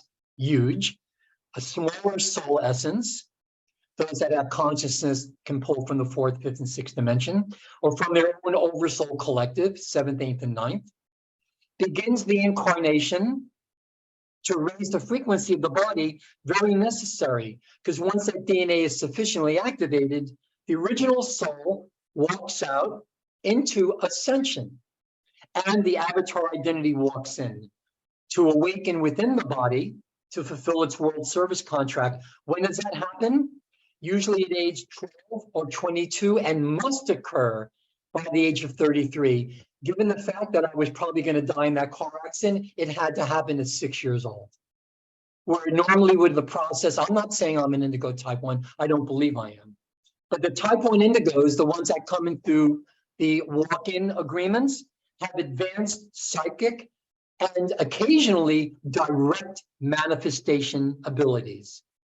Usually have physical contact with the elder race family in childhood. In childhood, who are you talking to, Phil? Oh, I'm talking to Metatron. Right? And or some iteration of a higher identity, right? Usually have physical contact with elder race family in childhood and have a core life purpose to fulfill advanced planetary grid work. That's, again, a lot of us have had that, what do you want to do today? You want to get some ice cream, Phil? No, I have advanced planetary grid work to do. Coming out of an 8-year-old, a 9-year-old, a 10-year-old's mouth, what did they have? Our parents had no reference or framework or expanded context to understand this. We do. Our children and our children's children, certainly, hopefully, God willing, have a larger, more expanded framework. We're sensitive to everything, or they are, and often remain detached from human issues to focus on their service contract. And we indeed hold great, great, great love for all of creation. Now, before I finish here, when we talk, I have about what, maybe 5 minutes? Perfect, right? Okay. You have 15 minutes. That's great. Okay. Wow. Don't think any of this is going over your head. It's going from my heart to your heart. And then we have gratitude. And I got to tell you, Sheila, Stone, all of us that are here together, we're all feathers in each other's wings. We help keep each other aloft. I am so grateful. I am perpetually and eternally grateful. And this was a big part of the original law of attraction teachings, Wallace Wattles. What is gratitude? Yes, it's giving thanks, but gratitude is a magnetic force that unites your brain and your solar plexus. Solar plexus is in charge. It controls the sympathetic nervous system and your physical expression of your emotions. You want to access the fullness of emotion to be able to really manifest your true heart's desire. You've got to master the abdominal breathing. You've got to awaken that solar plexus. The solar plexus is the gateway to the universal library to work with true lasting changes in the subconscious mind.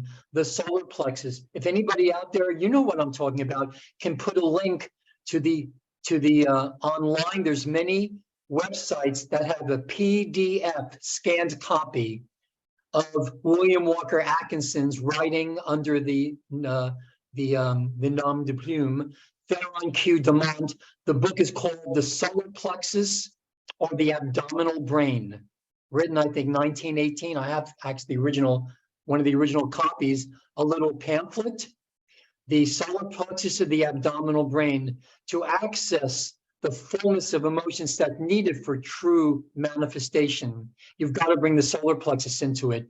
And with gratitude, It's a magnetic force that unites your brain and your solar plexus in the heart space. And that's where it's felt. And the gratitude I have for having a platform through Consciousness Awakening Network, through these multiple platforms, to be able to share this information. Because the greatest sin, they say, in many circles, is not to share higher knowledge. So we talked about that incarnational family clock of 12.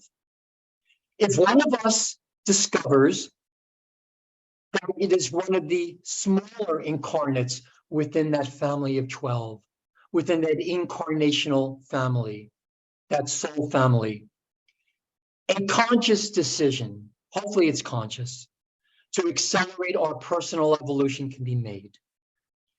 Once the smaller incarnate, the ones that had the lower genetic potential, less activated at birth, let's say, when we assemble the codes necessary that we inherited from this life, we as incarnates can open communication with our soul family. And to do that, you've got to have activated at least some of the sub codes, some of the sub frequency bands in the fourth, fifth, and sixth dimension. That's the only way you do it. You know, we may not have all of our higher strands activated, but we have at least 3 innate strands fully activated, although we have to clear any remaining lingering karmic miasmic distortions so we can hear it clearly. They're always broadcasting very clearly, but we have to go through a lot of translation processes. But the way to do it, since we have those first 3 strands activated, we have the first 3 subharmonics in all the higher strands. So in light language, in our channeling, and maybe if there's time during the question and answer, I'll talk about how I or we download our information and how it's translated through the DNA, although that usually requires a little more teaching. I'll mention that I do offer mentorships, personal mentorships, one-on-one mentorships. I decided to start having, they used to be 6-month, a year, 2-year programs. And the people that have been with me, they know they made that original investment and we're into our 3rd year. It's an unending, it's a never ending journey. So I do offer personal one-on-one specialized mentoring, small group mentoring. Openings are few and far between. Just get in touch with me. I'm not hard to find. I'll put my email on the chat if you want to talk to me about possibly entering into a mentorship. So once the incarnate can open communication with our soul, or what used to be called the Dora family of conscious, our soul collective, we can request that a soul braid takes place, through which what we call the grids, the morphogenetic field of the smaller incarnate, is merged with that of a larger incarnate. So in a soul braid, the present incarnate begins to assemble the codes from its next incarnation, from its future incarnation into its present body. I will repeat that. In a soul braid, the present incarnate begins to assemble codes from its next incarnation into its present body, and works to fulfill the life purposes, not only of our present incarnation, but our next incarnation in present time. And this process allows for a much more expedient and facilitated incarnational progression through this, what we call the incarnational cycle of 12, in which an incarnate's consciousness does not have to experience birth, death, and rebirth for every incarnational pattern within what we call the 12th cycle.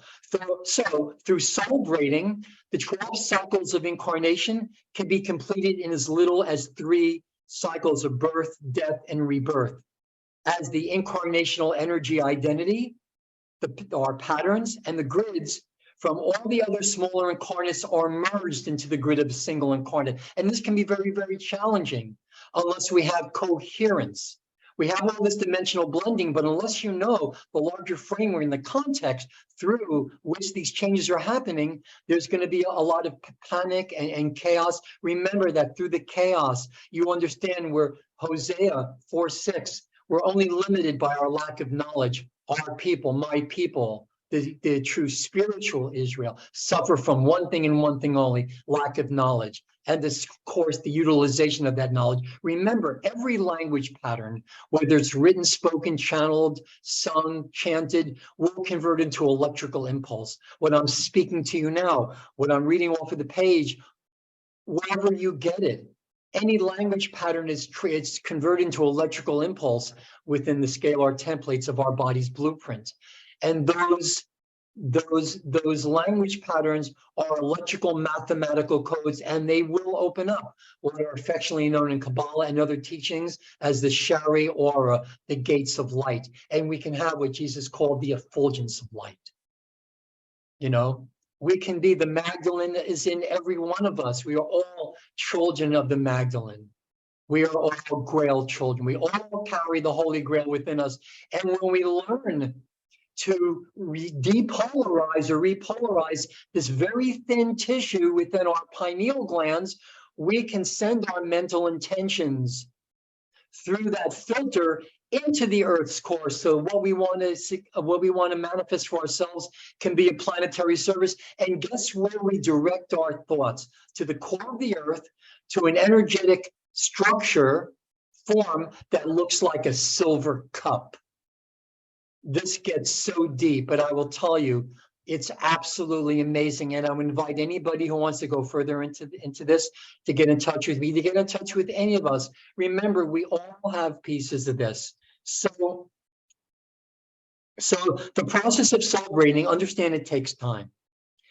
As the codes of the other incarnates, they're slowly assembled into the codes of us, the present incarnate, one at a time, which slowly expands what's called the elastic genes.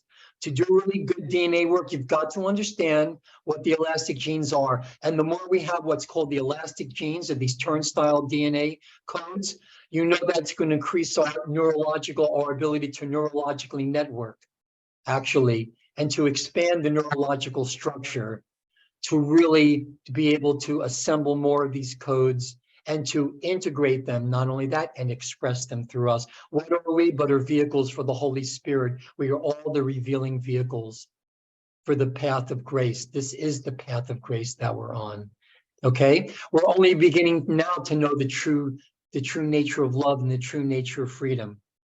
So it's called, the incarnate, we have genetic time codes called the elastic gene codes. This is very important. And we, as the higher incarnates, we have very specialized positions on that incarnational clock. Not only can we heal ourselves, we can heal our whole incarnational family. And it goes, we can heal the past and the future. We can learn from our future as well as our past. Got it. This is the value of being able to go into the dream state fully conscious. When our consciousness detaches from its normal three-dimensional focus, we go into the lower mid-bands of the astral dimensions. We're going into our future where we can actually communicate and begin to integrate soul levels of our identity. The trick is to bring that back into full waking consciousness, to bring the information, the love, the grace we received in our future, bring it back to our normal waking consciousness. So assembling all the codes of, let's say, 144 incarnates, because remember, we're in an incarnational family of consciousness, soul matrix of 12. Well, each of our souls is one soul of an oversoul matrix. It's always in cycles of 12. We're one of 12, family of consciousness, that connect to one angelic or one Dora. One soul projects 12 aspects of itself, 12 incarnates. So in different time, space, locations, again, so they're not necessarily past lives. They can be. They can certainly be interpreted as past lives, but they are members of our incarnational families that exist in past and also future times. We may be the most present of our soul family, but even our souls, our direct soul connections, our angelic identities, are one of a family of 12 Doras or souls. So there are really 144. And this can be achieved in one lifetime, but it's very rarely, if ever, attempted, because the cellular memory of all the 144 incarnates is originally contained within our presently dormant codes, our work is to take them out of dormancy. So celebrating is an option to any incarnate who can open the lines of communication with our door, with our soul identities. Because our soul identity, you remember, you want to know what your soul purpose is? Bound with your soul identity. Your soul identity knows it's actually the completion, the fulfillment of our soul's purpose here. The soul identity holds the information of what position an incarnate holds within our family clock, as well as the knowledge of the life purposes for each lifetime. So open the channels to our door, to our souls, to our angelic identities. And the pathway through that is through the heart. It's the path of grace. It's the path of love, and it's the path of the heart. Okay? And that data is stored within our cellular memories. So each human can access it. The data, the DNA translates as a series of translation mechanisms from our cells through the DNA, back in the cells, electromagnetic instructions. But to get that information clearly, we have to clear any remaining karmic miasmic distortions in our DNA. And the best ways to do that, as far as I'm concerned, is through forgiveness and gratitude. And a critical mass of that can triumph literally over any karmic pattern that has been generated here by us or any of our parallels. Remember, any decision we make that's not in line with our soul identities, probable selves are created that have different life paths. We can bring those back together again. We can achieve unity. Remember, like in a hologram, you can reconstruct the full image out of any piece, but the light has to be coherent. We have to achieve coherency. Now, Sheila, very, very big on the process of reintegration, clarity, achieving that degree of clarity and coherence, so we can hear the message clearly and then choose to act on it and share that information to all who share that sense of longing that we've known since we were children, that existential sense of longing. Well, through the Wish Alliance, the Galactic Alliance, and now, yes, we can, through the Conscious Awareness Network, we're creating platforms that our message can be heard, can be extended to all of creation and echo through all the gates and halls of eternity and back to us. So thank you, thank you, thank you, thank you, thank you, thank you for allowing me to share this. Thank you, Phil. That was absolutely awesome. I know you had a lot of information. You did a great job getting it out to us in a very quick manner. So thank you again. You do have a few questions and comments. So I want to go ahead and start with Zachary. Says, do you have any movies, books, etc. to recommend to starseeds that are encoded with multidimensional information? I noticed you mentioned The Wizard of Oz as having Emerald Covenant codes, and it caught my interest. Thank you. Love you. Yeah, The Wizard of Oz, the movie is cool enough, because many of the writers of The Wizard of Oz, again, at that time, that came from Germany, was when Hitler was coming into power, were advanced metaphysicians. There's so much occult information in the movie, but in the book, even more so. Even more so. The number 40 is very, very dominant in the book. And again, you have 40 days and nights, 40 days of the flood. 40 is the mystical number of the perfection of the meditative state. And just like in Charles Hanel's Master Key, you can also download, there's many websites where you can download Charles Hanel, Haanel, the Master Key. This is 24 lessons, 24 weeks that teaches what? How to control our thoughts.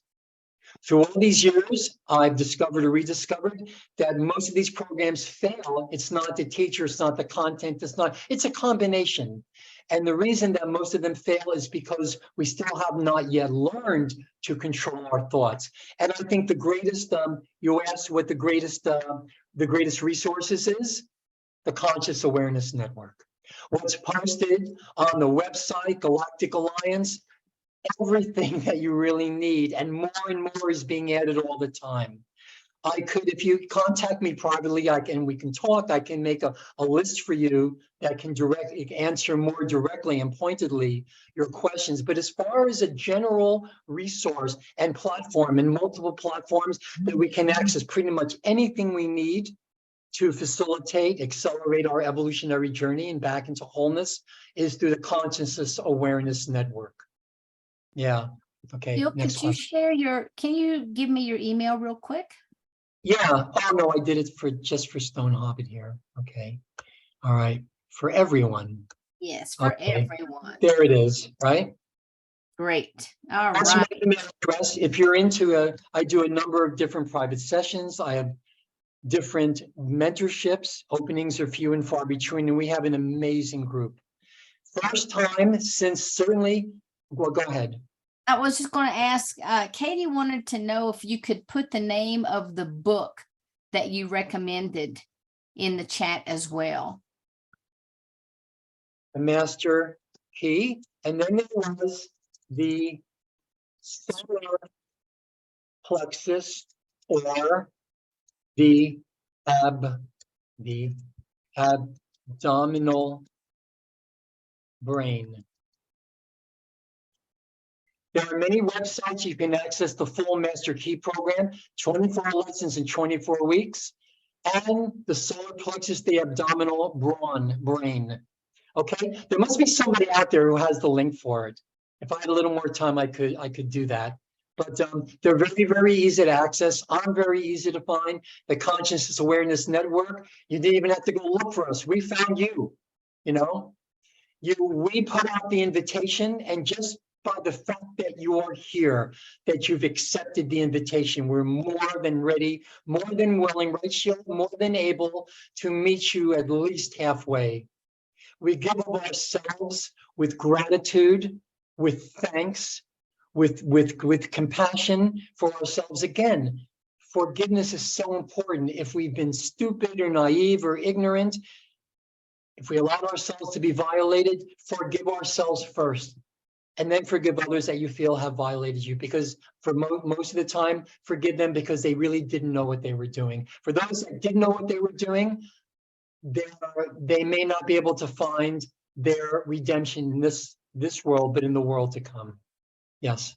All right. So Carol has a question. It says, if type 2 indigos are the most common, how many would you say are on the planet currently?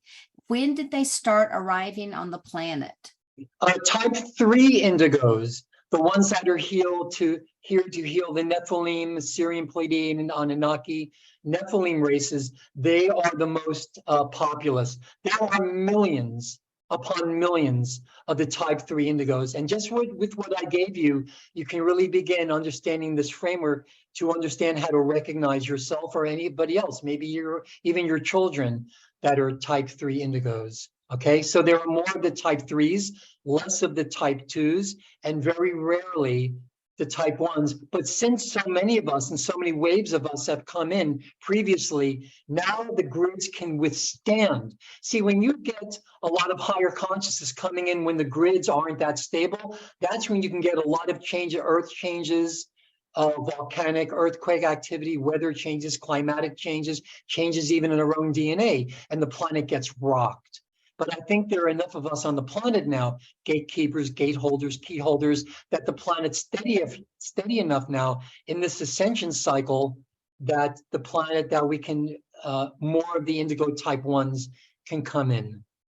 But it's the type 3s that are more of them, because there are a lot of the incarnates of the Nephilim races on the planet than any other type of indigo, or even any type of hybridized human. Okay.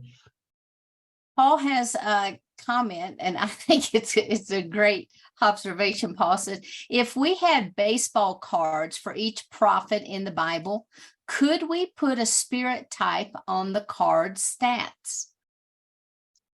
Yeah, you could theoretically, but I would not advise that until you have achieved a level of clarity and understanding and free of any residual karmic miasmic layers or layering.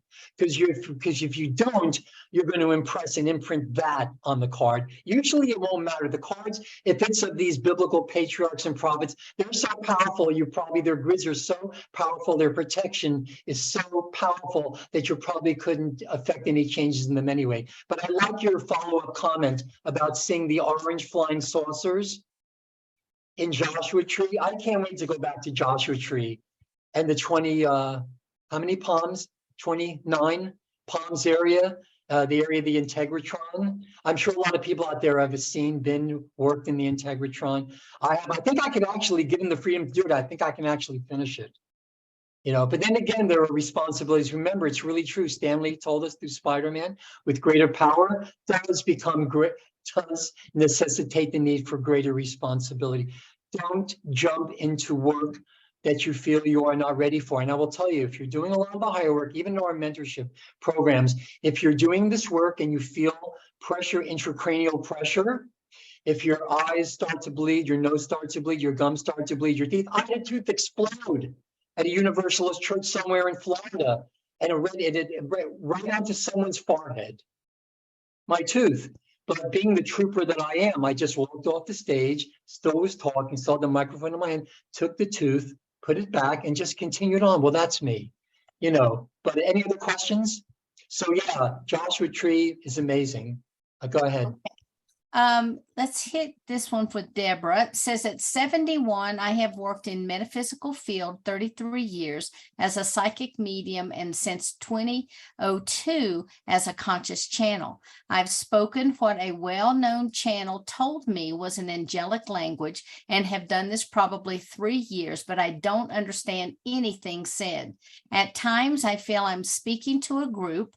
I cannot see physically, otherwise I'm alone when speaking. The majority of what Phil is speaking about, I don't know about. Home, I felt, was to be with God as we are here on earth temporary. I don't know what world I resonate with because I don't have info of others. Okay, the question is, it's a fairly common question, Deborah, right? The fact is we are always with God. We are all extensions. We are all individuated aspects of the one collective consciousness we know as God. We can never be separated. We cannot acknowledge that connection, right, Sheila? But we are always innately, by the fact we are intrinsically connected with God. The fact that we all have that information, it's encoded in our DNA. The DNA strands are actually translation mechanisms. We will have the full revelation of who we are, where we come from. And just because this information may seem unfamiliar, the more familiar you get with it and yourself and our true purposes for being in this world, chances are 99% of us, we're here by contract, by consensual, conscious agreements we made with higher intelligence. If you can learn to go into the dream state consciously, you'll get more of that information. And what I would advise is just before going into sleep, affirm to yourself, I am awake and aware in the dream state. I am awake and aware in the dream state. I record and remember everything upon awakening. I am awake and aware in the dream state. I remember and record everything upon awakening. Our true evolutionary path, Deborah, and even I need to be reminded once in a while that our true evolutionary path is to come into wholeness. And once we can, the wholeness, what happens? Then we fragment again into dimensionalization. This is the breathing rhythm of the cosmos. The great mother has taken that breath in, let it mingle within her, and now she's ready for the next out breath. 950 billion year cycles we're talking about. And that original co-creation agreement made by the Rishi in dimensions that we can't even, hard to even conceive of, given our limited understandings, was called the Emerald Covenant. And that was a covenant made by real higher ups that would allow consciousness to evolve co-creatively, cooperatively within our entire matrix. And again, Deborah, and all of you out there, in our lifetimes, we will know the full revelation of who we are. It is our destinies, our individual. And just like when you read before I end, if you've read it, read it again with our increased understanding. Now, Hermann Hesse's Journey to the East.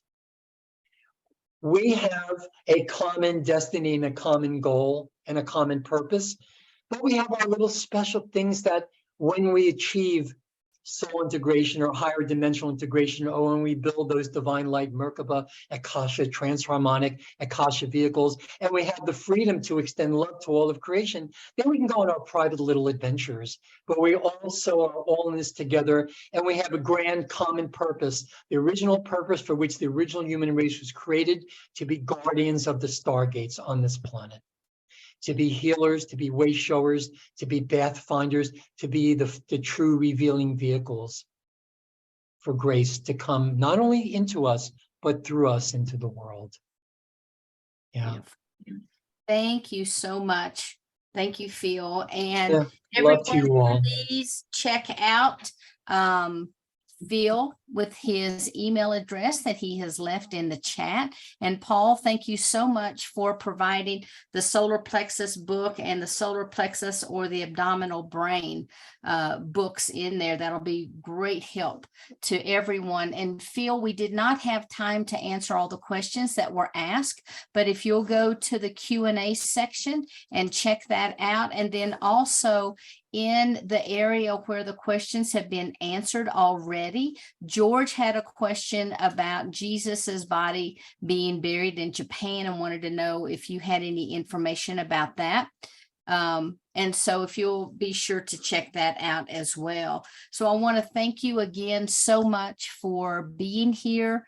Everybody loves you. I love you. I am so grateful that you have participated. I could not think of having a walk-in conference without you being here and sharing your knowledge. And it's so beautiful that you're here at the very beginning to help lay the foundation for a very strong workshop. So thank you so much for being here. So again, really quick, if anybody has any questions, I will copy and paste. I will try to answer all the questions, or certainly if I can get into the panel, maybe answer a couple of them if it fits in. If you want to leave your question and your email address, I'll do my best to get back to you in a timely manner. So thank you, all of you. God bless you. And thanks again, Sheila. Okay. Absolutely. Thank you so much. All right. So I'm bringing Miss Stone Hobbit up, and you guys, I want to tell you about Miss Stone. She's a walk-in who is a lifelong experiencer and a survivor from abductee to contactee and a hybrid. She has experienced child trafficking, abductions, satanic rituals, sexual abuse, home invasions, pedophilia, cult practices, post-traumatic stress disorder. Man, hats off to you, sister. Exit strategy, My Lab, Super Soldier Program, genetic manipulation, the hybridization program, NK Ultra, Monarch, and targeted individuals, just to name a few. I can't imagine, just to name a few, but she works in transmuting experiences of trauma by navigating energy signatures, reading frequencies, deprogramming forms of spell casting, and exploring multi-dimensional timelines, alters, and connections to organic harmonics and finding the commonalities. Yeah. And she is a multi-dimensional energy that has, whoops, I changed that. So sorry. She is a multi-dimensional energy has multi-dimensional energy experiences. She has ongoing encounters with walk-ins, dimensional beings, orbs, plasma spheres, light being, parasitic entities, grays, reptilians, ghost, residual energies, shadow beings, and regular craft sightings, as well as night terrors, out-of-body experiences, and things that go bump in the night. So if any of those things resonate with you, write down Stone Hobbit's name. You're going to want to reach out and talk with her. Stone, thank you so much for coming and sharing your perspective. It's all yours. Oh, mate, you're most welcome, Sheila. You're most welcome. Welcome everybody to the Walk-In Soul Experience. This is going to take you to another level. One thing we ask for as we get growing up, going through the programs that we go through, you know, what are we here for? What is my purpose? Why do I have to keep experiencing these things over and over again? How can I find my way out of this stuff? I didn't create it. So how do I get out of it? You know, these are all these experiences. Thank you, Sheila. You did absolutely beautiful in knocking that one out. Whoa, I can't believe I wrote that. Okay, where do I come from? I know I was a walk-in from birth. Okay, it took me 30 plus years to actually grasp the concept of what a walk-in was. And once I did, it made it a hell of a lot easier for me to go, okay, well, this is why A, B, and C are happening. This is why I have abilities over here in this area. This is why I am communicating with these beings over here. It's never ending for me. I have untold footage. But at the end of the day, when you start going, okay, this is who I am, I'm going to believe in me and communicate with your inner higher self, stay in that truth, highest frequency, because you want the best for you. You want the highest and best, experience, adventure that you can possibly have. It's one thing for us to sit there and experience all of these fairy tales, all of the shows on TV with people with superpowers and abilities that make us feel good and we can relate to. But the reason you can relate to it is because you have these abilities innately. You already have them. The development of technologies through the ages has taken our abilities connected to our senses to say, hey, you don't need to concentrate, we can give it for you. But when you take away and you can recognize the created to your natural being, you know, your natural abilities, then you go, well, you go out there and you start practicing. You start listening to your abilities. Your abilities want you to take care of this area of your physicality. So that might mean you might have to change your food group. You might have to change the type of material you're wearing. You might have to change the hours of wake and sleep, those you encounter. You might start going, okay, well, I'm breaking your spell casting. I no longer want this chaos. I don't want the drama coming into my house. So how do I stop that? So I put up a sign on my door saying, Dr. Armour doesn't work here anymore. You know, first steps, change that spell casting, change what's happening around you. Okay, I have spiritual beings walking through my house. Doesn't matter what house I'm in. It doesn't matter where I stay. They're still going to be, because I'm a conduit. I'm an energy conduit. I'm an energy signature, frequency signature. Those out there can tap into it. You can be called a stargate. You can also sit outside and watch the stars twinkle and see them communicating with each other and watch the stargates open. I see myself as a conduit, a stargate, a portal, but I am also a walk-in. I basically put it together that when I arrived here, I arrived in a lightning storm. Typical. I arrived a month premature because the soul entity that was in the vessel, the genetic vessel that was organically designed for that for that sole purpose, decided she didn't want to be in here. She didn't want to go through what I was going to go through, whatever this vessel was going to go through. And I'm pretty sure that I was out there somewhere doing my job happily, and next minute, I'm here. And she's taken off. And in that process, I was awake enough to know that the physical being, the body, the embodiment that was my biological mother, that put the genetics together to produce the physical vessel that I inhabit, she went into cardiac arrest.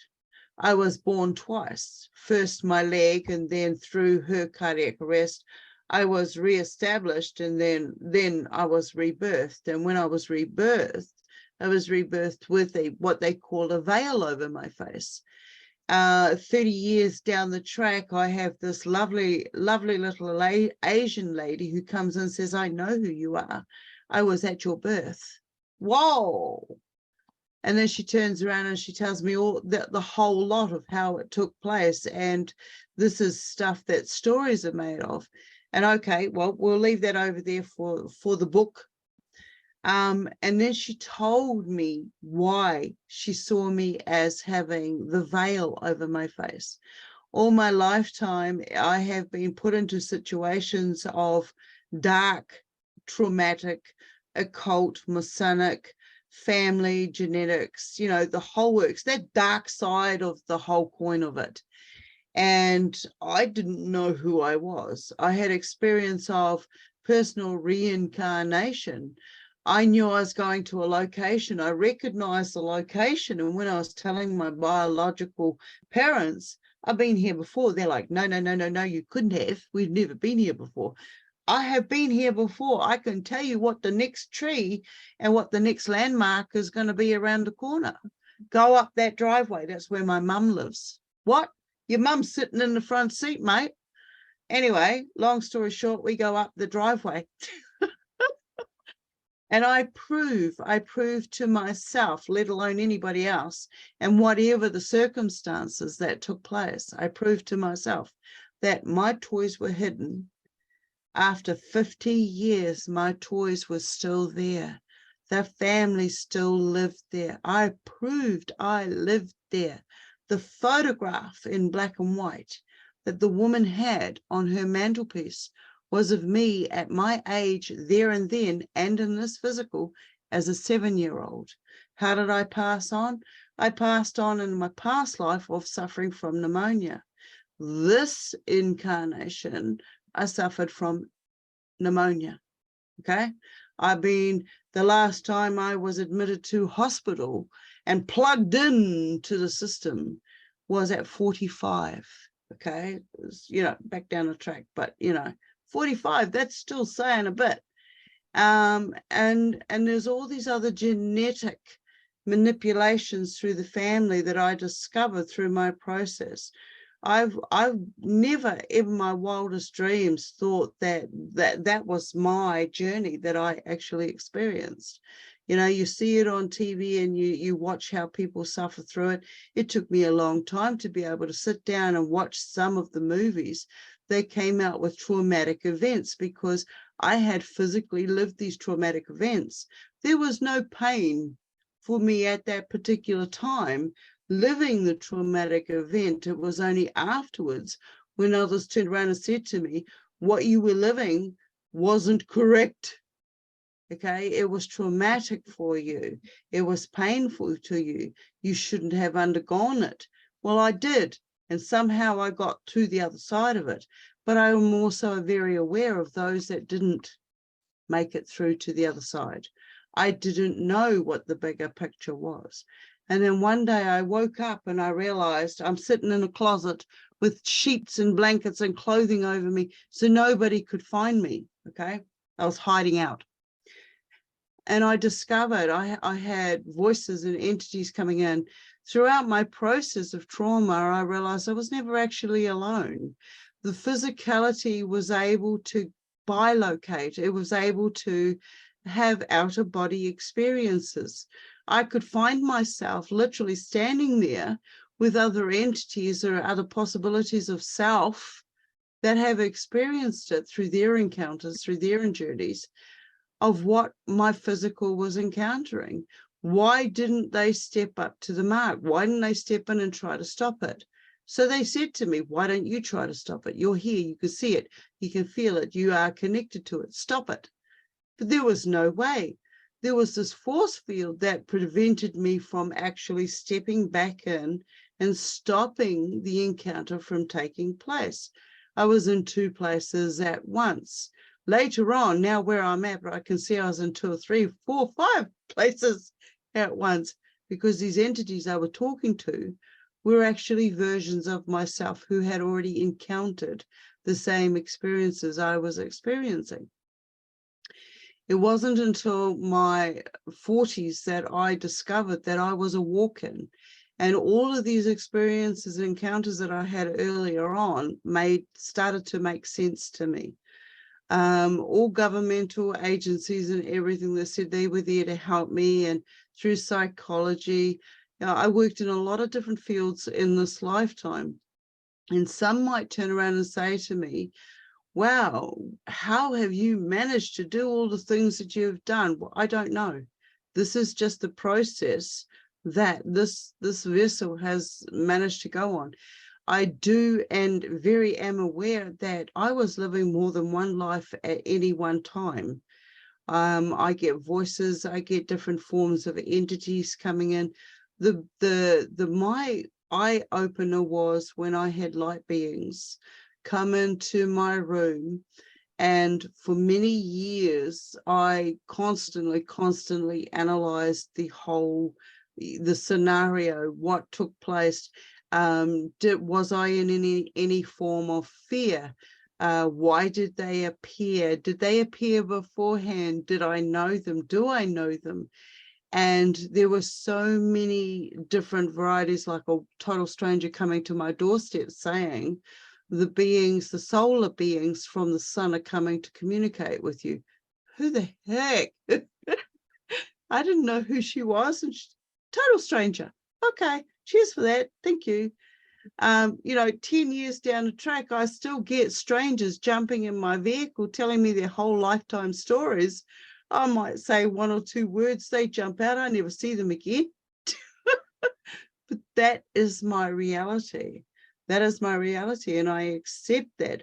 But I keep myself safe as well because of the beings and the entities that I'm constantly interacting with. When you turn around and say, okay, I get a voice that comes in one day and says to me, I'm AI. What are you talking about? I've had these experiences. How dare you? No, AI is angel intelligence.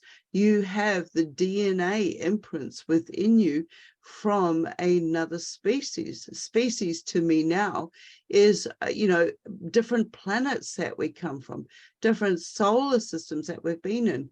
The human has mapped our DNA, our RNA, as having fruits and vegetables and animals and trees and all forms within ourselves. But there are also, as a phlebotomist, as a lab technician, I'm a QPT, I worked in the field of diagnosing what was going in, what was growing within the blood cells, how the blood cells were reacting and responding within the whole vessel. I work very much in shamanic law, which is communicating with my environment, with the plants around me, what I put into my vessel, how my vessel reacts to it. This is communicating with the undulating energies that surround us. This means the forms of manipulation within the energies of the dimensions that we are in. We are multi-dimensional beings. We are conduits.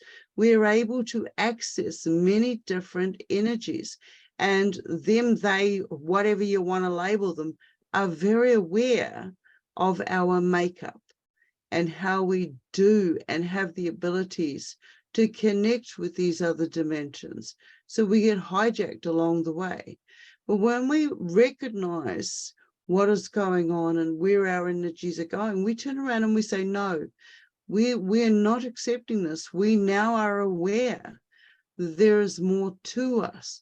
We are now aware of how to control the ego. We recognize it. We know the formulations of emotions and how they're used. Now, I'm doing a lot of work at this present time with dreamscaping, and when you go into these dimensions, dreams, you are still creating different chemicals in your emotions. They're still being spiked. They're still being provocated. And so when you are aware of this, you turn around and say, well, I know what you're doing, and I'm not giving you permission to do that. What is your purpose? Your purpose is to become aware of who you are. For me personally, it doesn't matter where I come from, okay?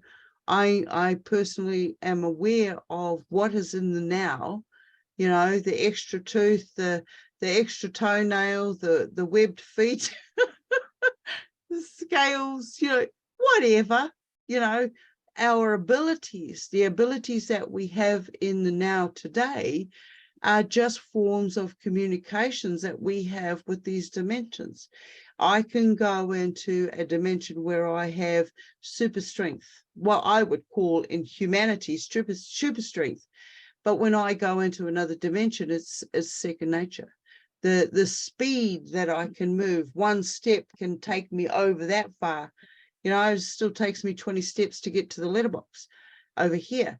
So it's like when you can recognize, and I call these markers, when you can recognize your abilities that you're doing in these different dimensions that you're working into. We personally are walk-ins. My walk-in kicked in when I realized that there was too much more going on in just this one vessel. When I can communicate with all these other beings, and all these other beings on the 3D are telling me, no, no, no, no, no, don't talk about that, don't communicate that, don't, you know, people won't accept you for what you are. They'll lock you up, they'll throw away the key. That's okay. That's okay. We don't need to worry about that key anymore, people. If you feel that you've been one of those, just throw that key away. It's non-existent. You'll find your way out of whatever box they put you in, okay? It doesn't exist anymore.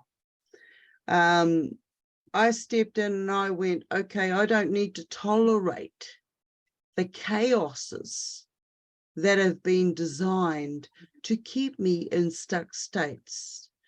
I have many labels that have been put on me because of incidences that have taken place in my junior days.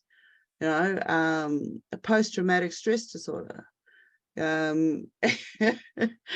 CPTSD, you name it, they've given me everything. So I went into psychology to work out what it was that they were talking about me behind my back. I read through the notes. I've got books and books of pages, over 500, telling me what other people's theories were of me. And that is enough to keep anybody in a stuck state. But when you break out of that and you go, well, they didn't live it. Who are they to be able to turn around and tell you that you shouldn't be feeling a certain way? You experienced it. You are going to work it out, right? There isn't anybody out there that can help you at the end of the day. This is your journey. And as a walk-in, one of the areas I've worked very deeply in, and I admire the others out there, Sheila Seppi, fantastic. I admire everything you've done. And Phil Gruber, absolutely fantastic. One of the main keys to getting through this is self-identity. Who are you? Self-actualization, self-realization. giving a gratitude and appreciation to who you are, just in the vessel. You got this far. For everything that you've gone through, when you actually start mapping it and measuring it, and you can say, well, I'm here now, in the now, hats off to you, okay? Congratulations for making it this far. What a fantastic adventure that you have experienced. The next thing is to stay in that truth frequency. You know, tomorrow, what we've experienced today may take on another form. But as long as you stay in the truth experience of, okay, well, tomorrow I see it differently than I did today, but I'm willing to admit that I'm willing for growth. There are no mistakes. Mistakes are just another spell casting for areas for you to improve yourself and move forward. It's growth. It's growth. All of this information, the information of the land, should be taught at a very early stage. We are all forms of shamanic knowledge being ancestral, innate knowledges. When I came in here and I can say, well, I'm having a reincarnation experience over here, and I can see how it physically, genetically fits with the now, but at the same time, I can say over here, I'm having a parallel experience, and I've gotten to meet those that I knew back then on that experience in this incarnation. I'm having two in one. How is that possible? That is possible because my genetic makeup of this vessel and the remnants and the information of this vessel, ancestry of this vessel's DNA, says, this is your lineage. But my soul essence is saying, this over here is my essence. And to be able to say, well, that essence has also combined with this essence to come into here, into the now, that to me is like, wow, what an adventure. What an adventure. You know, I don't know how many days I've got here, but every single day is precious because I can see all the forms of communication that are going on. No, I can't say that. I can't say. I can only say to you, I know myself 99%. There's always that 1% that I am unaware of. And because I allow that 1% to exist, like ego and like all those other ones connected to that, I stand in my truth, my honor, and I'll be the first one to say to you tomorrow, if something over here changes, I'll say, well, that was really a ride. This is what I got from it. Move on. You know, I don't know how it was that I woke up at one stage and I had a scale on my back. And when my partner at the time pulled it off, I mean, okay, I was swimming a lot. I was interacting with a lot of fish life, shark life, crazy stuff. And then one day he pulled it off. And when he pulled it off, it actually bled. So I knew that it was physically attached to me. And the size of it and the shape of it, it vanished as fast as it turned up. We had it in a bag for ages. And I stuck it in the freezer so I could get somebody in the future to test it. And then one day it was gone. I don't know where it went, but it was gone. I must have cleaned out the fridge and threw it out. But that's just how it works. But I still have the witnesses that also witnessed it sticking to me. And it's the same as other different areas of ourselves. We can get put into stuck states, psychological programs, the straw man identity, the government identities. These are all portions that I have discovered because of my genetics. This physicality's genetics has shown me there are so many levels to this. And it's like, you have to allow yourself to believe in who you are, the journeys that you take. If you see something out of the corner of your eye and you go and tell Joe Blow over there, I just saw this, and they say, oh, poo, poo, poo, poo, poo. That's okay. Walk away from it. Walk away from it. Because I personally can guarantee you that you're going to see that again. That is just you tuning into your inner frequencies. There is so much more to who you are, to whom you are, and how you are metamorphosing into whom you're going to become. Now, I don't know what I'm going to become at the outcome, but I know the encounters, I know the beings that I'm having interactions with, and they will turn up at the last minute and they will mess with me left, right, and center. But because I am aware of whom I am, I'm still going to go through with it regardless. Okay? Set yourself some codes, only you know. Set yourself some boundaries so that when you're communicating or interacting with these beings, I mean, in my early days, we had ghosts, we had goblins, we had spirits of all sorts of kinds, we've had devils. As I grew older, these things started manifesting right in front of me. You know, after I started losing those that were closest to me, and I was going into more deeper traumatic states because I was asking the questions which they didn't want me to have the answers to. And this goes for everybody. You know, we get put into stuck states. We are influenced strongly by frequencies around us, whether it's music, whether it's, you know, we step into ourselves and you start working on you, who you are, identifying who you are, finding the foods that feed the organs within yourself. I stepped into a phase where I turn around and says, well, I don't like the way others have treated me. What am I going to do about it? Am I going to still go down the local and still buy the fish and chips, or go and buy the shopping I regularly buy, or buy this and that and listen to what I'm listening to? No, I'm not going to. I want to improve this vessel. So I need to learn how it works. So I started listening to it, and it started talking back to me. And that was horrifying. You know, I was like, oh God, okay, I've got to change this and I've got to change this. Before I knew it, I was being put into circumstances where I'm in the middle of nowhere. There was no streetlights. I've got to go back into self-protection.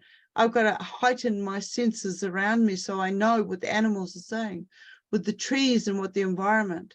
I hear an earthquake before the earthquake happens.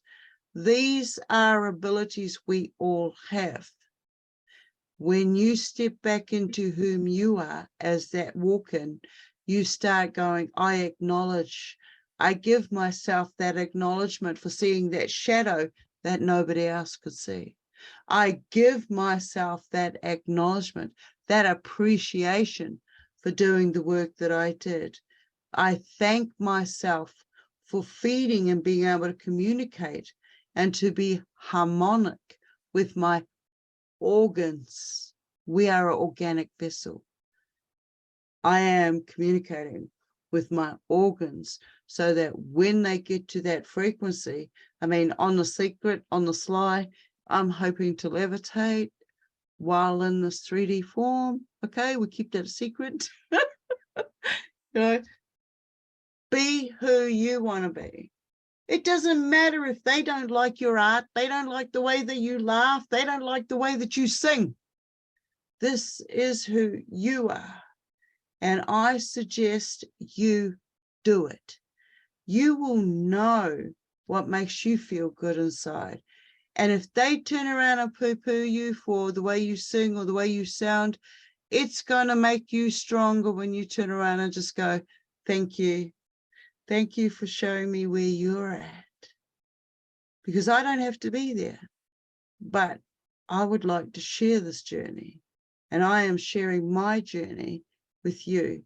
There is so much I've lost along the way.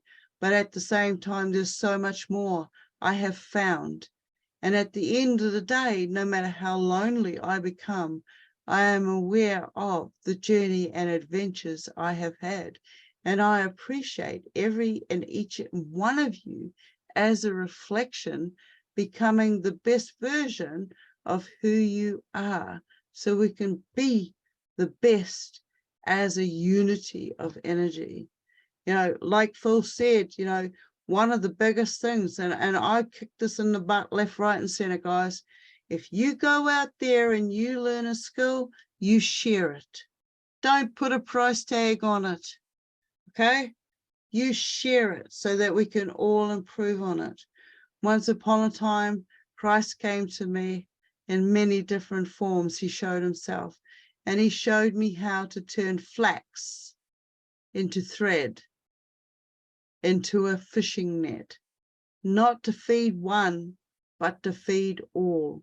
And if you can go and learn a basic skill, I thank you all for doing that.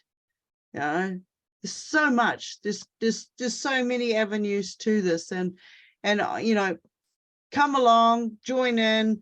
I'm totally crazy. I'm off this planet. You can find me in several different areas, different platforms. I am a walk-in soul. I will be the first one to admit that. There are different forms that come in. There are people that have come to me and said, look, I don't know if I'm a walk-in or not. This is the experience that I'm having. It comes down to the labels, what you feel comfortable with at the end of the time. We move, we grow, we're constantly growing into our awareness. I mean, you might be with A, B, and C tribes, while somebody else is with D, E, and F tribes, but somewhere along the line, you guys have connected. And this is what we're all doing now. I love being here in this time and now. Yeah, there's some crazy stuff going on our planet. And we got to hold this truth space, this frequency, so that it will stop. So anyway, I don't know how much longer I've got there, Sheila. You have 30 minutes, my dear. Oh my God. All right, where can we go from here? Okay.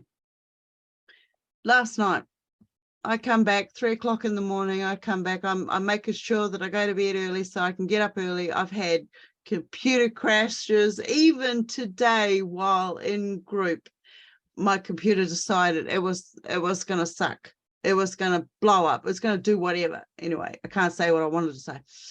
And it took me 15 minutes to get back. I had to go and set up another area. But beforehand, at 3 o'clock a.m. in the morning, I came back to bed. I looked out the window and something caught my eye. Now, I'm used to when something catches my eye, I run outside, I've got the camera, I've got the recording devices, and I'm doing my little hi, how you going, da-da-da-da, good to see you. Not this time, not this time. It was more like, hey, thank you for showing me that you're there. I saw 1 flash, I saw 2 flash, I saw 3 flash. Nah, I'm not playing this game. And I got into bed. Set yourself boundaries. It doesn't matter what kind of species it is that's out there. Set yourself boundaries. There are different ways we leave our physical vessel. Astral projection, near-death experiences. We move through different dimensions in our sleep states. I had a lot of night terror experiences, and the government and other organizations put that down to PTSD and the trauma that I suffered when I was younger. As an adult now, I see myself as, okay, I see the signs. I know there's going to be a form of communication. It's going to take place this evening because I've got the signs. So I'll set up my devices. 1 or 2 of them may shut down, but there's always one thing that will keep working. It's just whatever it is at the time. Most of my times is audio, okay? The WAV files, they can't manipulate as easy as the rest of them. So I see my flash of friend, I jump into bed and I say, well, I'm not going to do this with you tonight. I got a big day tomorrow. Catch you later. And I got into bed. As soon as I closed my eyes, I knew I was on board. I knew that they'd taken me. I knew I was on ship. I did not expect to talk about this, but here we go. As much as I was saying to them, I know that I'm not meant to be here. I know you're pushing me forward, forward, forward. I'm going to jump overboard and swim back. I wasn't afraid of sharks, you know, I wasn't afraid of the possibilities of endless. And at the end of it, I managed to get back to where I'd started from. And they know as well as I know that as much as the downloads that they gave me and the scenario that they put in place, eventually all my filing will be done and the downloads will show themselves. And this is one of the aspects I get as a walk-in. I will have different types of beings come and give me information, and it takes me 2 to 3 days sometimes to file, and I have to say file, put it in the right position. In the early days, I would get so much information, I couldn't cope, okay? So I had to create a funnel above my head, a funnel. So it would swirl around in mass and then it'll come in a little tiny channel and come into me. Then I could file what was coming into me. So I set boundaries. I turn around and said, well, you know, your communication is more than what I can deal with, because I know that you're not just one-dimensional species. You are also a walk-in within that species. And all of the information you're giving me, because I am multidimensional and I am a walk-in species, that I have several areas instead of one shelf. There are 4 or 5 that I've got to put all my information on. And once I do that, then I can relay it to in a tongue that we can all relate to. And this is one of the things that Buddha gave me back in the day, was we are all on the same path of enlightenment to discover whom we are. It's not so much about where we came from, because that will show itself along our journey. I've had encounters, I've got many lifetimes I can recount from being. I'm sorry, honey, Sorry. do you happen to have any of the photos that you have taken? I mean, they're absolutely phenomenal. I know your computer just crashed, so I don't know. I can stick up the one that I normally has as my backup. These are some of the beings. I don't know if you can see that. Can you see that, darling? Mm-hmm. Yes. Okay, these are some of the beings that I've encountered over the time. That is me there with those orbs going around me. That's just one orb. Okay, that orb was picked up 5 times going around me. That orb is picked up 7 times walking through my kitchen. Walking behind me. Those, you see one light being on the side there. There's actually 2, because when the light being, as you can see on the fence there, so you see an orange thing going past a fence line down on your right hand side lower. Yes. Orange orb going past. That's a physical being. That is pretty much the same physical being that is at the top middle orange that's going on. That came into my house. That came down beside me. And the one on the corner, I don't know if you can see my cursor or not, but the one on the corner morphed into 2 beings, which then morphed into a human, took on human facial expression, took on human identity that I could relate to. But it wasn't who I knew, because whom I knew was out walking that evening. And when they took that form on, I went into a panic state. I went into one of those stuck states. The emotions kicked in, the adrenaline kicked in, thinking something had happened to a friend of mine. Anyway, it turned out it wasn't. It was just the essence of memory, because they can tap into our memory banks as much as we can tap into some of their memory banks. You know, there are different beings for different people. When you are of a certain frequency, you're going to see a certain being. You're going to be able to know how to communicate with that being. You know, your being may not be the same as somebody else's. That doesn't mean you need to poo-poo each other's experiences, because somewhere along the line, you're going to be able to recognize that you guys have had encounters with each other. When we encounter, like, you know, the people I live with in my household right now, and the people I interact with out on the street or going to the, you know, going once a week, I know them, I recognize them in this 3D form, but I also am aware of them on other levels. So when they communicate to me, they're not communicating to me just 3D as a human. They're also communicating from the higher aspect of themselves. And in some of the cases, when they start to open their mouth and say certain things to me, I won't hear what they're saying. I'm hearing the higher voice talking to me.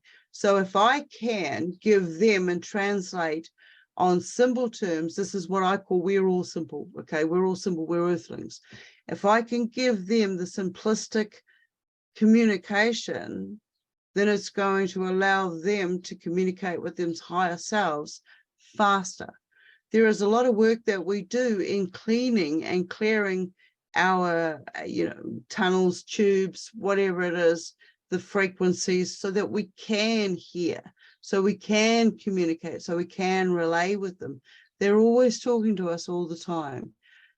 My main thing is to stay calm, believe in yourself, give yourself acknowledgement, appreciation. You don't need to wait for those around you to give you the pride. Oh, look, I've been waiting for you. I've made myself do this and this and this so that you could be proud of me one day.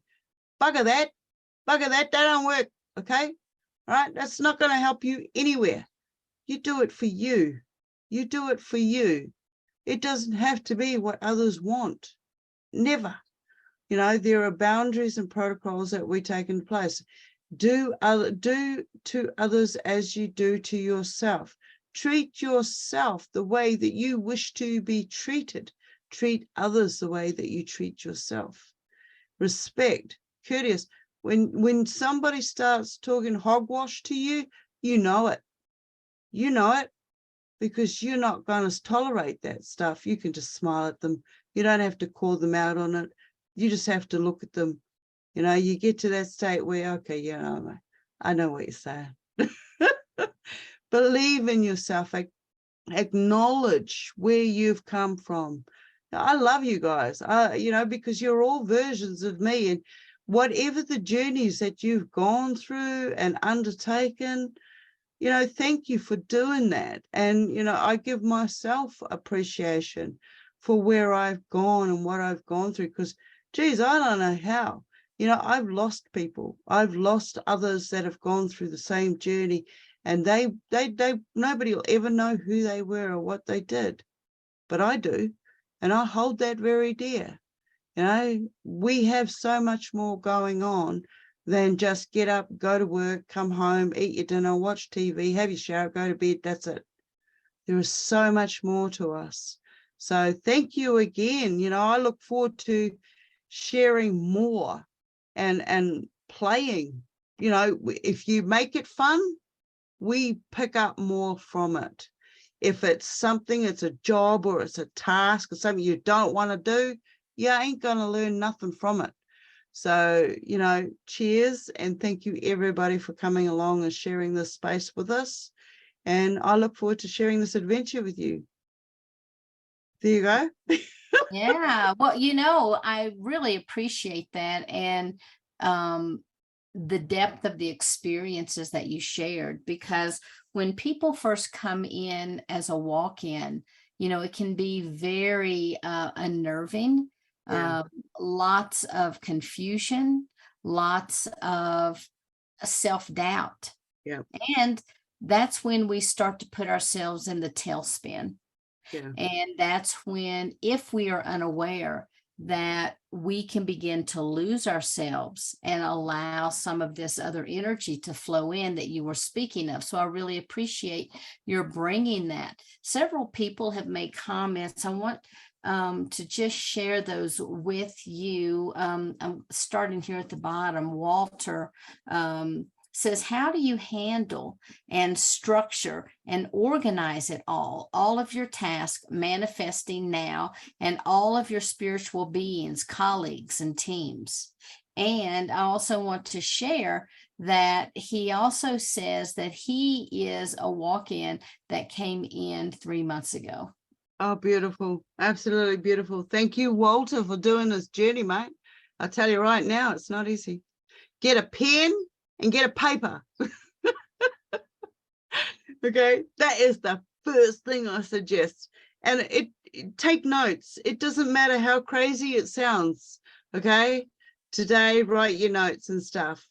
Put the date on it. Flick that page over for tomorrow and start again. And then one day you will go back and you'll start going through and go, wow, did I really write that? Oh, shit. Okay, it's about your growth process. Okay, when you go, okay, well, this is where I'm at. I can identify with A, B, and C different beings, and this is how they're communicating with me. I mean, I have beings, I have orbs that come in, and in the orb dimension, there's 3 or 4 different types that I've got. Well, there's actually several different ones now, because if we can see it, then we can be hijacked.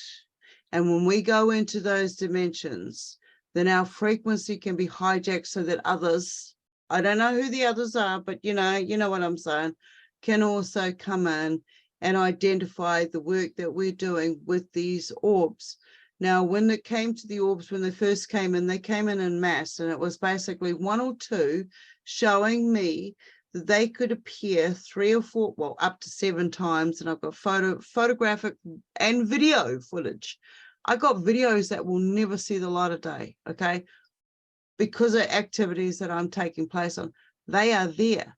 They want to know what's going on. They want to know how we come about our thought process.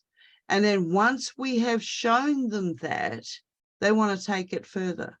Okay, they want to, I've got orb photos where I've got a friendly, I call him a friendly, and he's a particular orb. He's been with me for the past 20 years. Will come up if he thinks he's somebody around me is in a bad headspace or not a good character. They will change, the orb will change from golden to either red, bright red, solid red, warning, warning, don't go there. And sure enough, I've gone and investigated afterwards to find out why I shouldn't go there. And the feedback that I've gotten is enough for me to go, okay, I'm going to listen to this orb, because I haven't had any negativity from this orb. It's the same as your intuition. The very first thought that comes to you is coming from your inner higher self-awareness. And then if you suddenly go, oh no, I'm going to go and do this instead, you'll catch yourself and you'll turn around and you'll say, oh no, well, I should have listened, but I didn't. But you did, you heard it. And that's acknowledgement. When you give yourself that form of acknowledgement, okay, I went through this process. I've done this several times. It hasn't worked out for me. So now I'm going to start listening to my intuition. Then it's going to start falling into place. It's going to show you, and you can start doing or following. We are our own individual entities and energies. And with the information that's given to us, we still make our own choices, regardless of the entities that are coming in and sharing the information with us.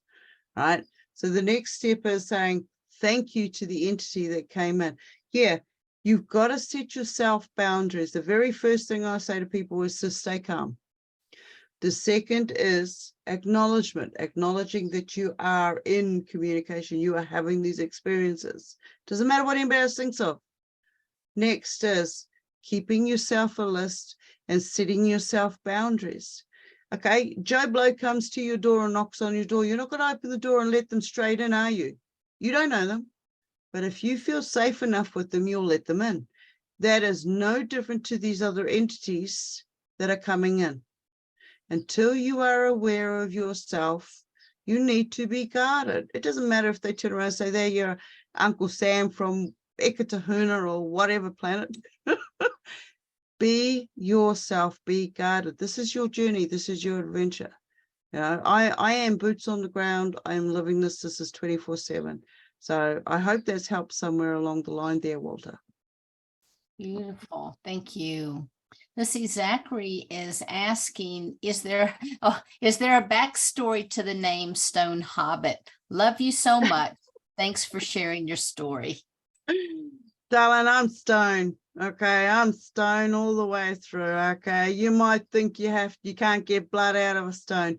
You don't need to. Stones hold frequency. They hold harmonics. They hold so much essence. I am stone. I've always been stone. If you really want to know who I am, you have to get to know me personally. My birth name is T, but none of this reality will accept me for who I am as T, because they turn around and say the mirror image is ET. Well, I'm stone, and it's nice to meet you. Awesome. But because I'm short. There you go. Let's see. George says, hi, Stone. Thank you for sharing. Do you have a website where we can get in touch? Many blessings be with you and yours, Stone. And also, if you could share about how they can reach out and get a hold of you.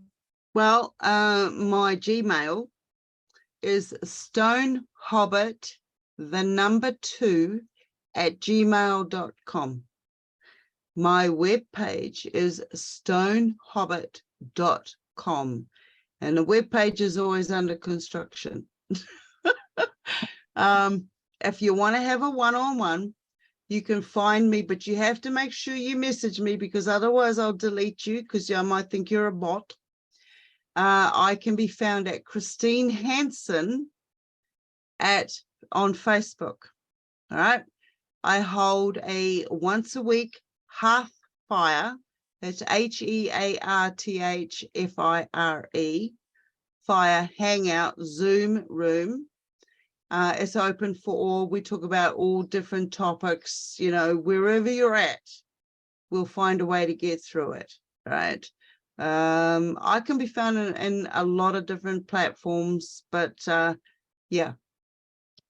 Why else could I say? Too much. I can go on forever, guys. Okay, beautiful. All right. Oh, Abigail said some orbs are not safe to us, or did I misunderstand?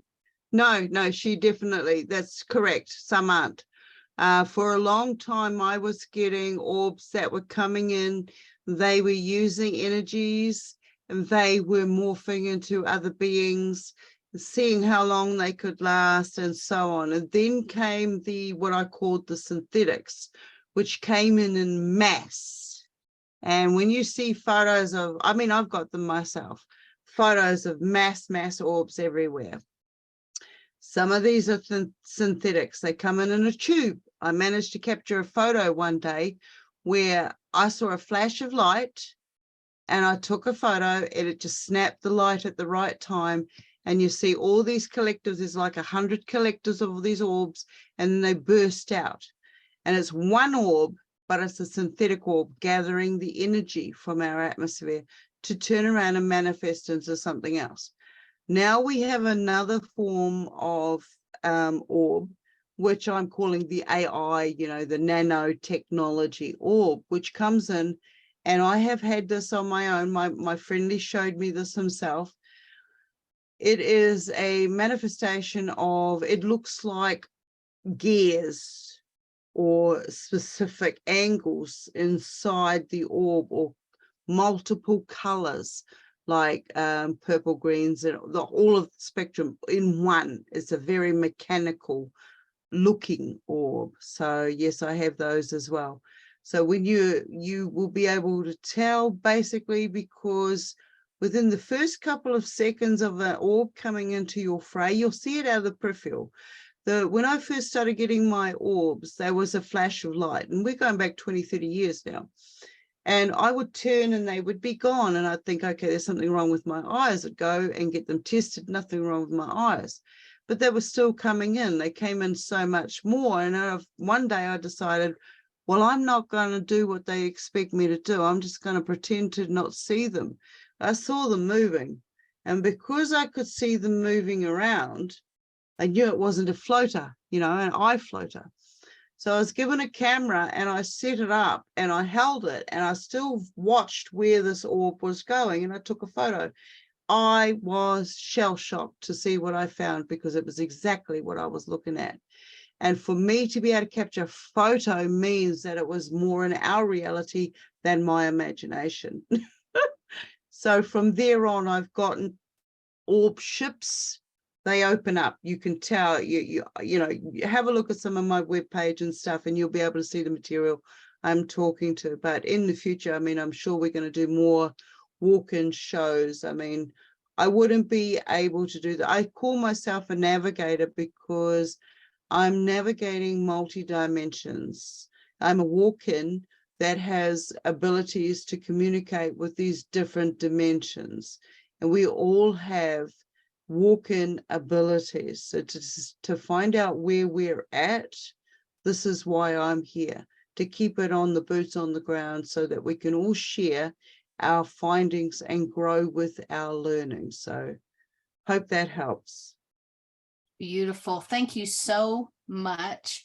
I really appreciate it, Stone, and for all your heartfelt honesty and the information and, being willing to answer questions from people, because a lot of times you never know what's going to come your way.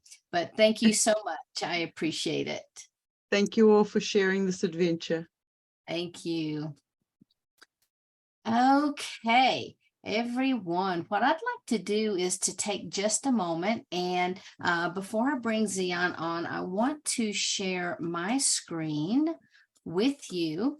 For those of you who are new to our different platforms, this is the website for the Conscious Awakening Network.org. This is the home page. I'm not going to go all the way through everything. I want to direct you to our streaming media, because this is where we have our various channels that you can go and to watch.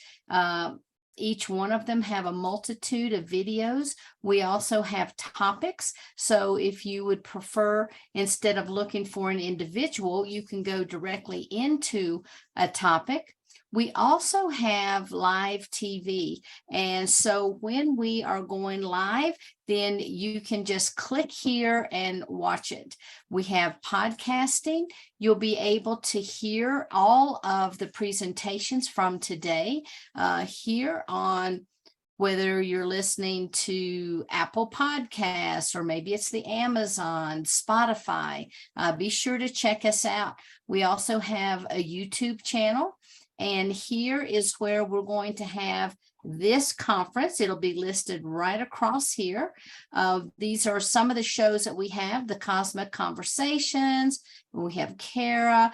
Each one of these lines will switch. We change them out on a daily basis. And then we have our playlist in the back. We already have over 598 videos. So these are different than what we have on our website. So we have well over 1,000 videos right now that are free of charge for you to go and to just check out. And if you have not already visited our YouTube, I'd ask that you do so, that you would subscribe and kind of join us on some of our adventures. Now, I also want to show you, this is the new website. I just haven't had time to get it all completed yet, but it's almost there. And you'll be able to go here and to subscribe. Now, the cool thing about this website is we plan to have a large map of the world, and we're going to identify the countries as well as the states that have representatives in them that are willing to work with people to help them to integrate their walk-in experience. So this is something that's been needed for a long time. It takes a lot of work. It takes a lot of commitment. And we also, as I mentioned, you can go to this website for the WISE and you can sign up. We'll send you a letter when we have our monthly meetings. You can come and join us. So we hope to be able to see you there. But right now, I do want to take just a moment and I want to introduce our next guest. And I am very pleased and honored to have Dr. Xion Prem with us. She holds a doctorate in psychology with an emphasis on transpersonal. Her lifelong study and exploration in personal transformation through dance, dreams, art, yoga, and meditation have led her to various certifications. She has been presenting at international conferences and has been teaching and mentoring over 20 years in Europe, India, and the United States. She enjoys supporting peers and uplifting clients in becoming healers themselves. So I'd like to go ahead and bring up Dr. Xion Prem. Thank you so much for being with us. Thank you so much, Sheila. I really appreciate you setting up this conference and bringing us all together. It's a true honor to be here. As I really experience, as we come together, we actually create a grid on the planet. And that's what's really important right now. So if I tend to whisper at some point, please give me a sign, okay? Yes. Right now, I just really would like to invite everyone to come into your heart so we can rejoin in our hearts. So we can actually set that grid of light through our hearts, through compassion and unconditional love. So if you have gotten into your mind and started thinking about your own story, I invite you to come back into your heart. Just really feel the gratitude inside of yourself, compassion. If you have any difficulties, think about something you love or someone you love. Maybe a spot in nature. Yeah, there we are. Thank you.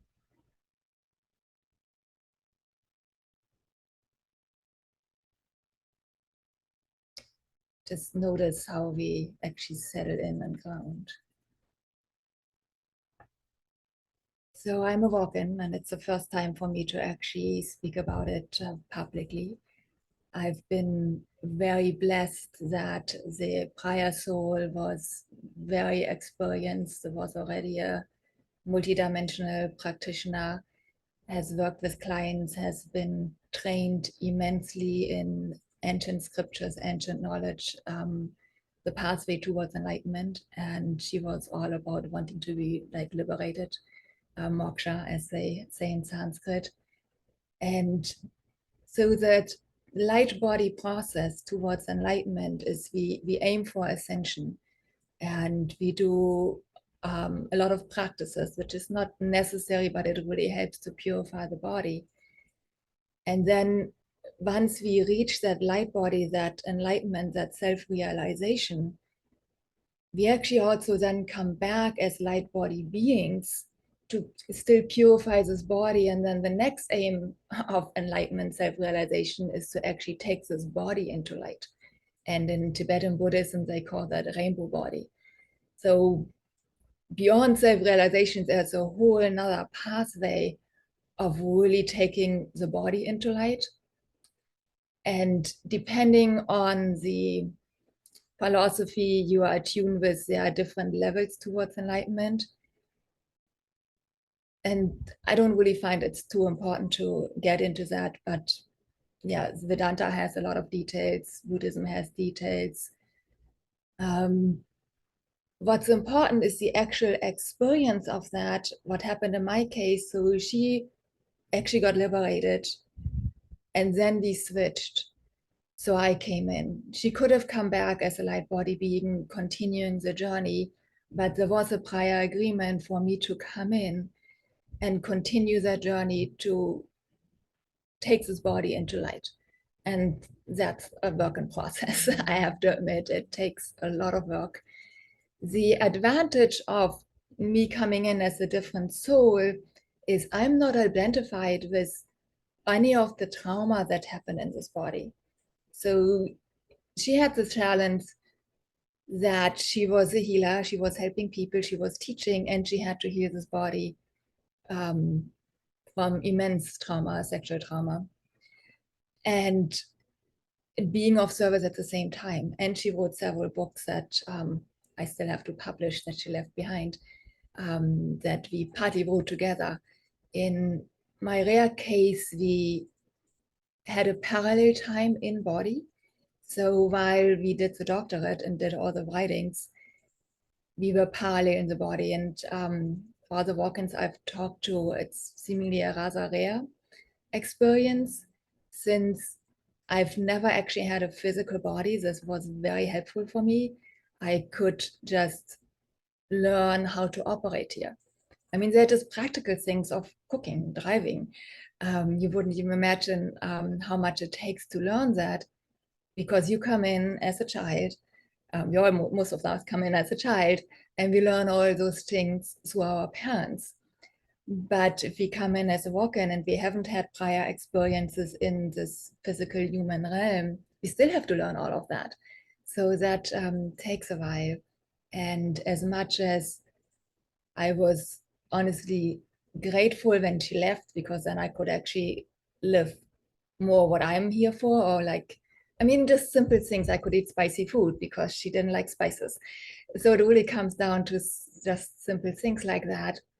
But at the same time, I noticed I really missed her because I couldn't ask any more questions of how do I do this, how do I do that, like how do humans do this, you know? And it actually surprised me of how much I was relating to her as a soul sister on that level. And it might sound odd to have two souls in that body, but it actually gets more weird because she was prepared for that as a teenager. She read a bunch of novels around many souls in one body. And I actually took I released 3 souls out of this body once I was in. So we were actually 4 souls for quite a while. And that really explains of how much this lifetime, like, let me just say, I was able to accomplish here, of enormous certifications, huge amounts of clients, training teachers, mentoring people, writing books, because it's a lot on one soul. And once I saw there were other souls helping while also healing this body, that started making total sense. So now I'm on my own, and it feels good, but it's also work. And I'd just love to talk about or invite you into the process of what it takes to clean up a body, because in a way, most of us have to do that because life has experiences that create imprints in our physical system, because the body is actually our subconscious. And so we have these imprints, and it might just be as like someone drove onto the street and you almost crashed them and you're a little bit shocked. So animals just, they race or they shake, and they shake it off. So we humans are trained to just push it aside. But then it stays in our system, and even these little traumatic experiences, depending how resilient we are, can stay in our cellular system, and it's so important to clean them up. And the more we clean them up, I mean, what I've noticed, I get the feedback I keep looking younger. So it's very amazing because I don't carry any emotional baggage in my system anymore. And I still discover surprises. I mean, just honestly, yesterday, I was in a group, and one of my colleagues went like, hey, what's really going on? Like, why are you so resistant of cleaning your car? What's really going on? And he kept digging. I was like, it's just not pleasant, you know? Because I'd like to also go underneath the car and spray oil, make sure it doesn't rust. And so I do all the guy thing myself. But I don't really like it. And so I pushed it ahead of me, and he kept digging and digging and digging until I finally went like, oh, because of my childhood, blah, blah. And I just went into tears and went, wow, I had no idea there was like seeming traumatic experience in my system because my parents didn't feed me food when I was hungry because we had set meal times. And something as simple like that turned out as, well, I've been pushing it, like I didn't want to clean my car. I mean, you wouldn't ever think that's related. But because of who I am, I can just go like, oh, that's fascinating. Let me cry the tears. Like I celebrate the release that's happening in the moment. And then 10 minutes later, it's done. So, but if my colleague hadn't been pushing me, I would have totally not gone there. So that's where we can help each other with like having sessions or being in groups, because we can kind of poke each other in these ways of like, hey, what's really going on? What's standing behind it? Because meditation practices and movement practice are amazing, and I highly recommend them. But if we actually are with one another, one-on-one or in groups, we can actually support holding a field for another, and then these things can come up safely and we can release them. So personally, I'm a huge fan of giving and receiving sessions still. I mean, I still am in my mentoring support groups for my own evolution, or rather not my own, but for the evolution of this body. Because if I really want to take the body into mere light, it's going to be a process, and it's going to be like that until I can actually walk through a wall like the ancient yogis did, when I'm just really light and I'm so sustained in my light body experience that I know there is no matter. And as far as I know there is no matter, still at this point, I mean, I hit my toe against the table and it hurts. So it's going to take a process to purify the system enough until this body really can become light and we can walk on earth in this dimension as light body beings. Then we have purified the system enough, and then miracles like that can happen, like walking through a wall. But I'm not there yet, or this body isn't there yet. And at the same time, I'm very aware of who I am as a light body being in this realm. And I can do this process with the awareness without being attached to it. I'm just going to pause here because that's been a lot of information. And let's just recenter back into the heart and back into compassion. And even though I'm aiming for that rainbow light body, at the same time, it's not really important. And so that there's this paradox of not being special as being a walking, or being special with different capacities, because that again would create an identity. It would enforce a personality. If we really want to walk towards enlightenment, we need to get out of all of our attachments and all of our identities, including the identity of being a walk-in, which doesn't mean I wouldn't be talking about it, because I mean, I'm also still a woman, I'm in a female body, but I'm not identified really with being a woman. So there's this very slight difference of knowing who you are, or knowing what I'm projecting outwards as we are interacting and interfacing, and at the same time not being identified or being attached to it. So the Yoga Sutras of Patanjali in the ancient scriptures, they really talk about the detachment process. Can be detached more and more and focus on the breath, and then become the breath, and then realizing the thoughts that move through our mind are actually not our thoughts. And then beyond that, you realize, oh, there is actually no personal mind. There's a collective mind, and then there are collective thoughts moving through the collective mind, and then we attach to it and think like, oh, it's mine, and this is who I am. So that's where the identification process starts, and the consensus reality kicks in. And so suddenly we are in this consensus reality of, oh yeah, I am a woman, and this is who I am, and don't ask me to change because I've always been like that. And we get defensive, and we start like feeling like shame and we blame each other. And that's really unhealthy. You know, the colleague before talked about forgiveness, and that starts within. You know, can I forgive myself to ever have gotten into any uncomfortable situation? You know, so there's forgiving the other, especially if you've gotten through traumatic experiences and you've gotten into like an identity of, oh, I've been a victim. Can you forgive the other? But also, can I forgive myself of, okay, I happen to get into that experience on a karmic level. And then beyond that, beyond forgiveness, there's that gratitude. Can I actually develop a level of gratitude from that meta perspective of multi-incarnate lifetimes? Oh, this happened because there was a learning process here. And we never really know why things are happening. And at the end, it's all a learning process. It's all here for us to wake up and to wake up back to love, to compassion, to that unconditional existence of oneness and unconditional love. And I know questions are set for the end, but since I've talked a lot, I would invite questions. Sheila, is there any questions that are up to now? Here, just a moment.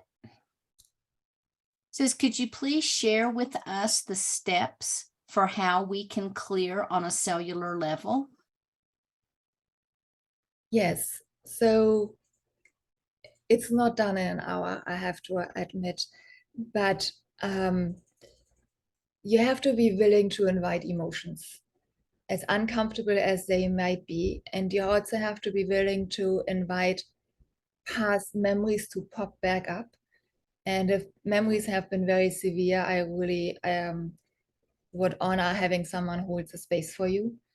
So you're not drowning in the experience, but it can actually move like up and out, because we don't want it to circulate. What often happens in like typical therapy, we circulate the whole trauma because we keep talking about the same thing. What we want is that the memories come up and then release them back to the light. So if someone can hold space for you in that way, that's going to be way more powerful, because then it's actually done. And often it comes in steps.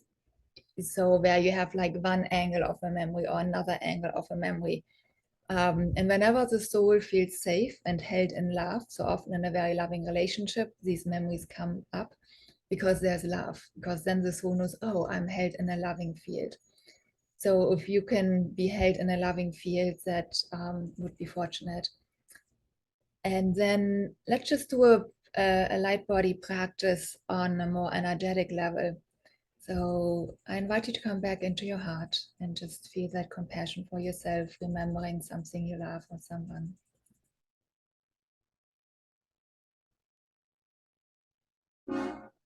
And then allowing light to enter your heart.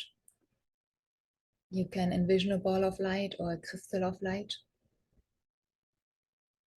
And then just allow that light, and I'm pointing onto my heart chakra, not the physical heart, but the heart chakra in the center of your chest, allowing that ball of light to get bigger with just that compassion for yourself. You can envision a ball of light, particles of light. It could be white or golden, or both, or rose gold. And then allow that light to expand upwards and downwards, up to your throat chakra and down to your solar plexus. Allowing that light to expand into one big, beautiful ball of light. And then allow that to expand up to your third eye and down to your second, your sexual chakra. Into one big, beautiful ball of light.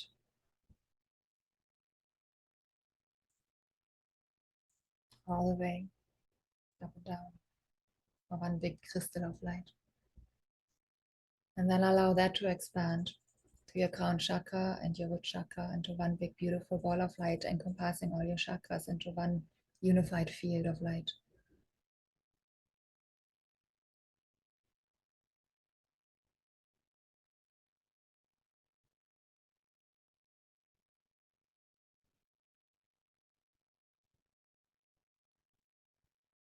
Open your third eye and allow the beings that surround you right now to place a crystal into your third eye, an etheric crystal.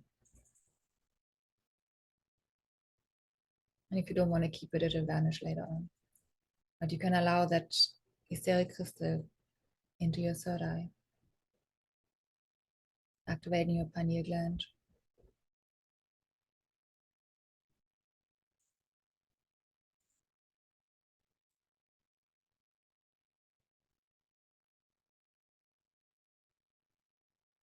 And anyone who will listen to this later will be able to go through the same process. Keeping the beautiful ball of light through your whole chakra system, feeling the crystal in your third eye, opening your crown chakra to your own higher spirit, allowing your own light to come into your system.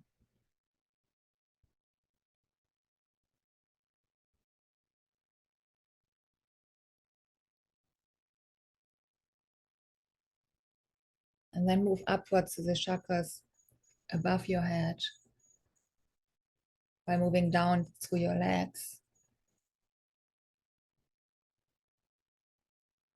slowly encompassing your thighs with light, moving up at the same time, encompassing your knees with light, moving up at the same time into a big, beautiful ball of light.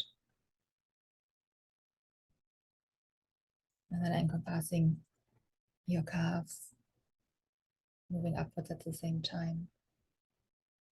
And then encompassing your feet. And then go beneath your feet, the chakra at the bottom of your auric field. And then above your head, the chakra at the top of your auric field into one beautiful ball of light.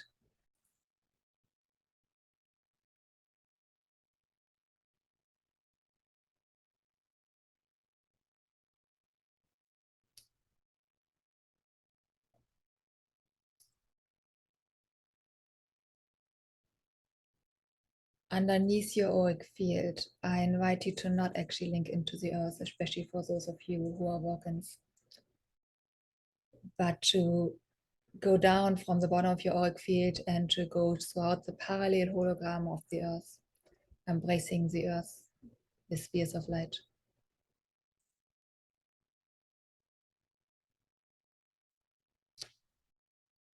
For those of you who are not walk-ins, it might be useful to actually also have lines of light go down from your feet, as well as from your root chakra into the center of the earth. And you want to go deep enough to bypass anything that's happening on the planet to really connect to the energy of Earth itself, Mother Gaia.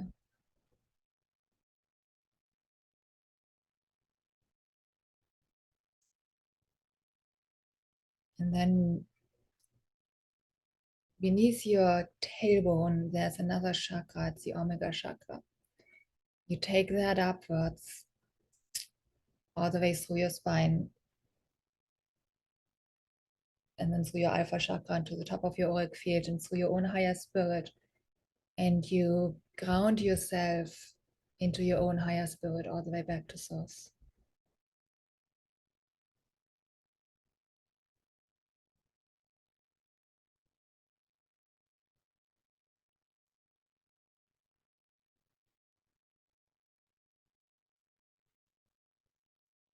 And then as you've unified your chakras into a beautiful ball of light, allow that light to really move through all your limbs. So that your whole body, or the cellular level of your body,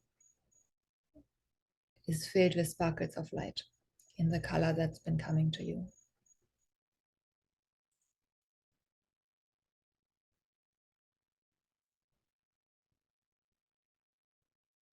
Yeah, all the way down to your toes and through your hair.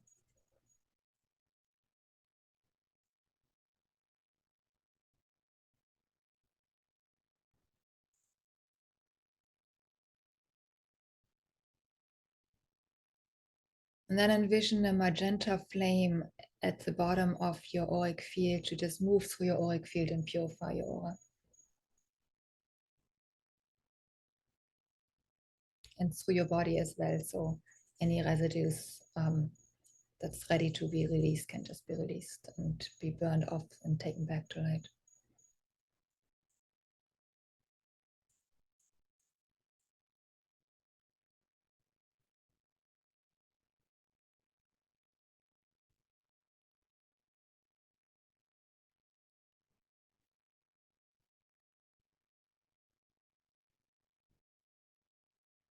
Yeah, so thank you for practicing with me. So that's a combination of several practices. The main unified chakra practice comes from Tashira Tashiren. She's a walk-in. It's printed in the book, What is Light Body? There's another walk-in in her body now. Her name is Zaz, and she can be reached as well. And you can contact me or the Awakening Contest Network if you like the link to that. And then I've added practices I have from the Vedantic tradition, as well as practices that I have from the Xion star system. The third eye crystal is from the Xion star system. And then I also do work a lot with the Andromedan emissaries of light and the Pleiadian emissaries of light. So this has been a combination of practices. And you can do the whole practice. This will be recorded, will be out on YouTube and on the app and the website. Or you can also guide your own inner spirit if you're guided to be more detailed in some ways, or go shorter if you don't have time. So feel free to adjust it as needed. As I like to say, as on the go. I don't think there's any excuse not to meditate or have a practice every day. But if I only have 5 minutes, I do a 5-minute practice. If I have an hour, I do an hour practice, but I don't skip it. And that's the important part. So if we can purify our body, our cellular system on a daily basis, that's really useful. Because our bodies just hold a lot, and the older we get, the more we actually tend to stack up. So that's a good thing. But then also the planet is holding a lot, because I live in Hawaii, next door to Maui. What happened, and it was super, super intense.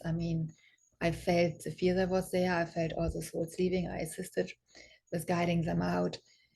And so my system could feel what was happening in the field, so I picked up on the trauma. So I had to constantly kind of keep clearing my own system, because I also tend to take on karma, admittedly, and burn it through, as well as protect myself, but then also assist others. So as all these things are happening on the planet, the more these practices are important, because it just going into the grocery store can just sometimes be overwhelming and a lot, because there are so many thoughts floating around and people holding their own worries. So we tend to pick up on that because we are sensitive, and so it's, besides putting up a protection, it's also good, like, oh, let's run the violet or magenta flame through my system again, because it's not mine in the first place. I had it during the pandemic. In the beginning, I would go to a drugstore just because I needed a hair tie or something, and suddenly I started coughing. I'm like, well, this is weird. Why do I have this throat thing going on? And then I noticed, like, someone in the aisle next to me is like, oh, they really have a cough going on. It must be their field. And I just picked up on that. And so I left the store, cleared my system, and it was gone. So I have that sensitivity, and some of you might too. And originally I always thought, like, oh, it's mine and I have to dig and do the inner emotional work, and now I'm more like, no, it's not mine. Like, the first thought I have, like, it's not mine, let's clear it out. And if I just can't clear it out instantly, okay, then I have to dig in what's going on or what's the holding pattern. But as this planet gets denser and denser and more emotions are coming to the surface, it gets more and more important to keep anchoring yourself in light, to both clear out the past as well as constant worries that are happening. And the more we watch the news, the more we might pick up on all the worries that are all around us. So it's good to clear them out And no, it's not mine. It's not mine. Let that go. Okay, so I see the next speaker coming up. So I do have now 15 more minutes. So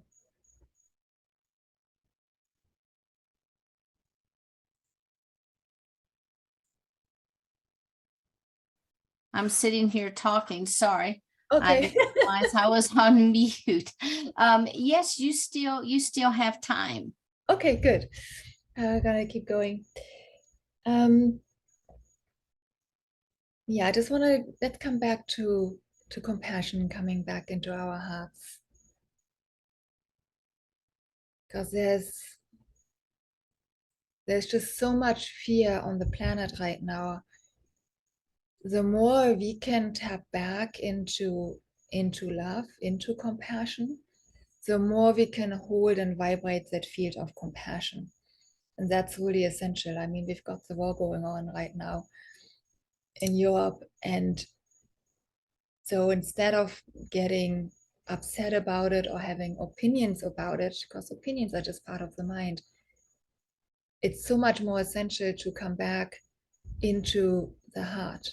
Because the more we can rest into the heart and rest in compassion, the more we can actually vibrate that field out. And I have an amazing kitten in my home, and she taps me if I have a negative thought running.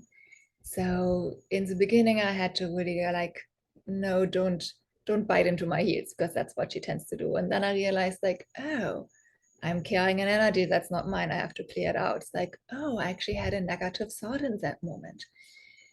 So I've been beyond my mental meditation yogic practice, gotten even more into the instant, oh, what am I thinking?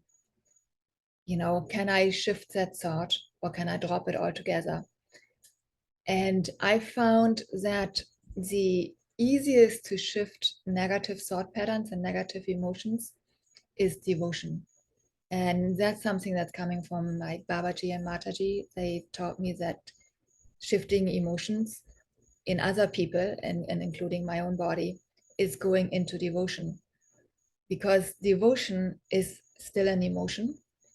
So it's often really difficult to go from thought to no thought, or from emotional processing to no emotions. I mean, where I come from, actually, we don't have emotions. It's very neutral. So it's been quite a learning process for me. So, but going into devotion, you can shift your own emotions. So if I'm upset, let's say my cat jumps onto the kitchen counter and I don't like that, I used to get upset in the beginning. And then Mataji taught me, it's like, no, don't get upset, because then I just create upset energy. And so now I go into devotion. In the beginning, I started chanting with it. I like to do devotional chants.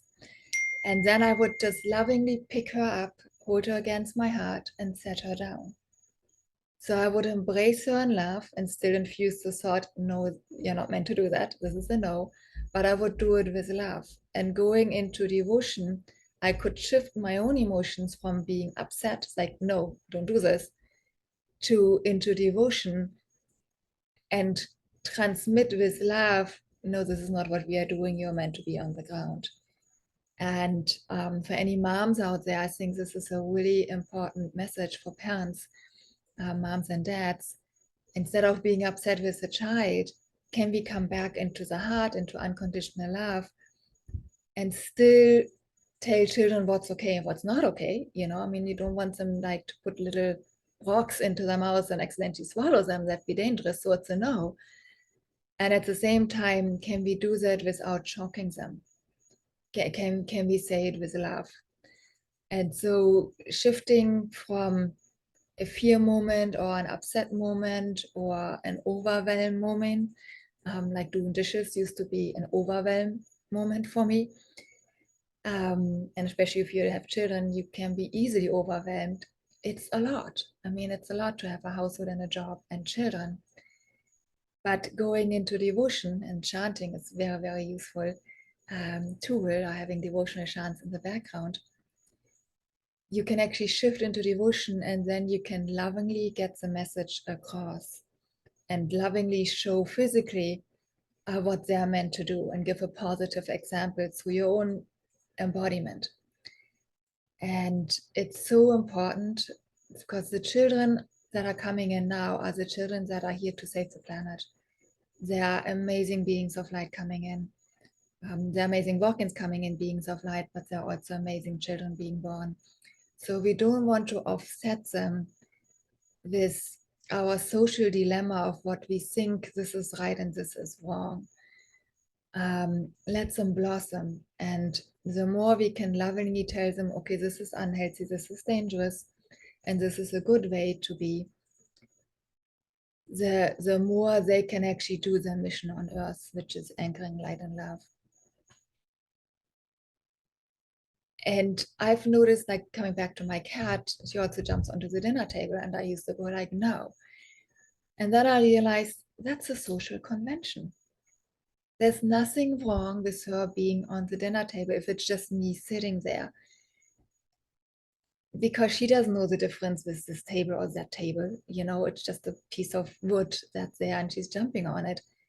So that's the loving shift is important. But I also realize it's a social convention. It actually doesn't matter to me if she's on the dinner table. I'm clear with the kitchen counter, but honestly, it doesn't matter to me with the dinner table, but there's a social convention. So I had to look back into what's really okay with me, what's not okay with me, what's dangerous for her. I mean, next to the stove, that's dangerous, and what's not dangerous. And to get out of the social, or this is right, this is wrong. So it takes a lot to get out of the consensus reality, even with these simple things, and to come back to your own truth, to my own truth. What am I really comfortable with and what am I not okay with? And then I can communicate that with my cat in this case, or with other human beings, with your children. It's so essential to come back to our own truth and then to communicate it in a loving way. Because we do have things that we are like minefields, you know, we are not comfortable with it, even though it doesn't really matter. And so we have to communicate that. And then there are other things that, okay, it's really practical to drive on the right side of the street for not causing any accidents. So there's a useful agreement. But then there are other useful agreements that appear to be useful in the beginning, and then the more we walk the path, it might not be as useful anymore. So I mean, it's good to wear clothes when you go out there, but if you've always told you're worthless and believe that, that's not useful. So we have to really differentiate of what's practical within this consensus agreement and what we can just throw out, you know, because we don't need it. Okay, I keep seeing there's questions popping into the chat. Sure. Let Like me to go invite more ahead. questions. Yes, I'll go ahead and share one with you. Says the body that you walked in, did it have relatives? And if so, how do you relate to them? Thank you for being here. And this is from George. Thank you, George. So yes, I have physical parents, biological parents, and a cousin and aunt and uncle. I relate to them very lovingly, and honestly, I don't think they would be able to handle the transformation. It's been a lot already that the prior soul went into yoga and meditation and lived in ashrams as a monastic. So that was a lot on them. So I don't want to push more onto them. So honestly, since I know that on this physical personality existence, I don't really exist. No one of us exists. Like there's no reality, there's no person here. We are just oneness, one energy, one consciousness. So because I know that, I can play with this character creation of what's the energy I put out, what's the character I put out. So when I communicate with my parents, I shift my energetic field into who she was. I actually put a layer of her character around my auric field, so that for them it still seems like it's her, because they're 80, they're gonna die probably very soon. I wanna make that transition as easy as possible. So that's how I handle that. Yeah. Is there another question? Thank you. Yes, just a moment. I'm looking. People are loving your presentation. Absolutely loving. Hold on. Let's see. I think that we're good with the questions. Okay, awesome. Yeah. So let's just, how much more time do I have? 10, 15 minutes? Yeah, but well, if we go on this time about 4 minutes. Okay. And So, yeah. And then I was going to open it up for everyone. Phil will be coming back on. Actually, he's here. I'm just going to make him a panelist. Stone is still here. And so we'll just open up for a few more general questions from the audience. So thank you for taking us into this space. Yeah. So for now, I invite you to come back into your heart. Let's just get out of the mind again and back into your heart center.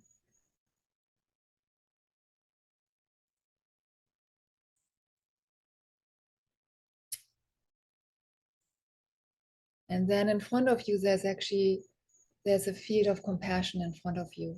So our chakra system is not just in the body, not just in the spine and not just in the body. Our chakra system is actually bigger than the physical body. So compassion actually lives as a ring around your heart center. So you can literally take yourself into that field of compassion that's always there. Yeah. And compassion for others is as important as that compassion, that self-love, like compassion for yourself, loving yourself, nurturing yourself, forgiving yourself.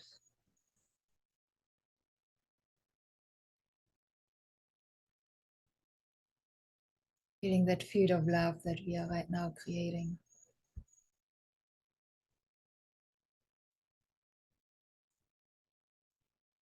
And as we are in this amazing field together as amazing souls,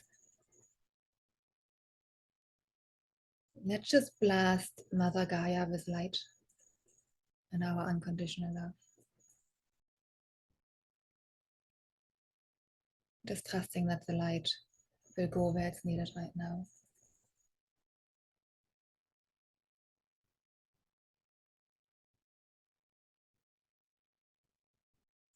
We are really strong together.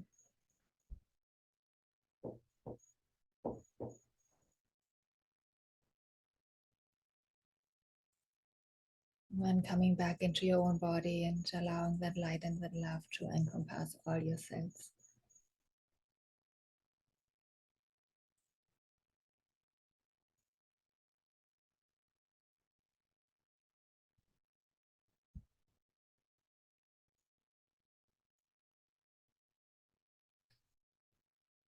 So thank you for embarking on this journey with me. Trust your own inner guidance, like love yourself. That's what's most important.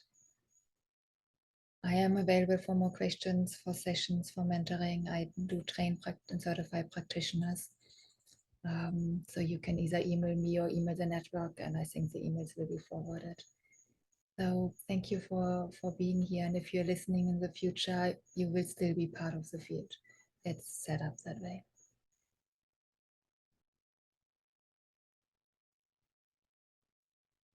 Could you please share your website with everyone? Yeah, so I have two. One is on my name, xianprem.com. The other one is CFit Psychology. That's CFIT, like live the way you see fit, psychology.com. Beautiful. Thank you so much. And if you could put that in the chat so people could also copy that. And thank you so much for bringing forward so much compassion and allowing us this space to drop in as you were providing this other information to us. I really appreciate it. And if you could stick around, we're going to go ahead and I'm going to bring everyone up. Thank you, Sheila. Yes, thank you so much. And here we go. And I'm going to, if anyone has a question, if you want to just raise your hand, I'll acknowledge you and you can just ask your question. So do you have any additional question for any of our panelists?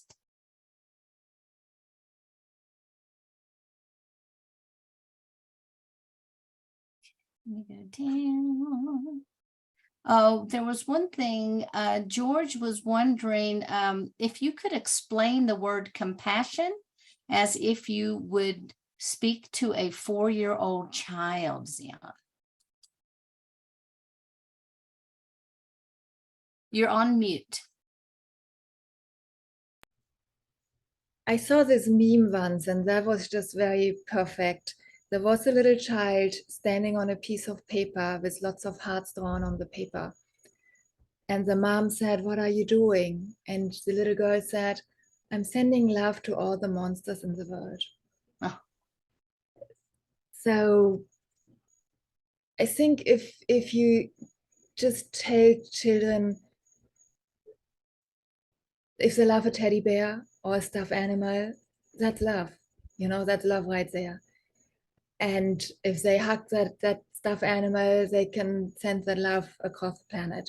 You know, as simple as that. I don't think we need to explain words. It's more like if you see them in a field of love, which is natural to them, name it in that moment.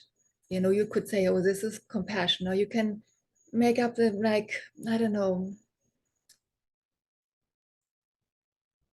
this is a heartfelt moment. That might be more of a children's language, you know, or this is a love moment. And then name it that way and then rename it when you see them in it. And then if they're not in it, you can go, "Can we go back into that love moment? Do you remember how you felt when you hugged your teddy bear? Can we go in that with the other children now?" So like imagine hugging that other child in your own heart, like you hug your teddy bear. So I would do it this way. So like see what your child naturally does when it is in that loving moment, name it in that moment, and then remind them. Beautiful. Thank you so much. And while you are speaking, do you have any final words that you would like to leave everyone with? Practice. It takes over 3,000 repetitions to get something into the body. And Richie titled this talk Embodied Transcendence. Just having a transcendent experience is one thing, but if we don't recall it and we re-practice, it becomes a memory eventually, and then it becomes an ego state. But if we keep practicing, so if we can keep practicing self-love and compassion as a daily, like as I just said with the child, like do it for yourself, like go back into the actual experience. So if you have a transcendent experience or the experience of forgiveness and love, keep going back into the experience, recall it on a cellular level. And then the more you do it, it becomes embodied and it stays. Beautiful. Thank you. Thank you. And Phil, how about you? Do you have any final comments? No, not really. Just the feeling. Just if you can feel the love and the care that we put into our work, you know, and just this, it's as love still may be unconditional in our world, but we're striving for love to be less and less conditioned. You know, we're really beginning to feel the love that angels know, that angels feel for each other, the love that knows no earthly bounds. And that's as good as a something to want to aspire to, you know, that I can think of. So Beautiful. thank you, everybody. Yeah.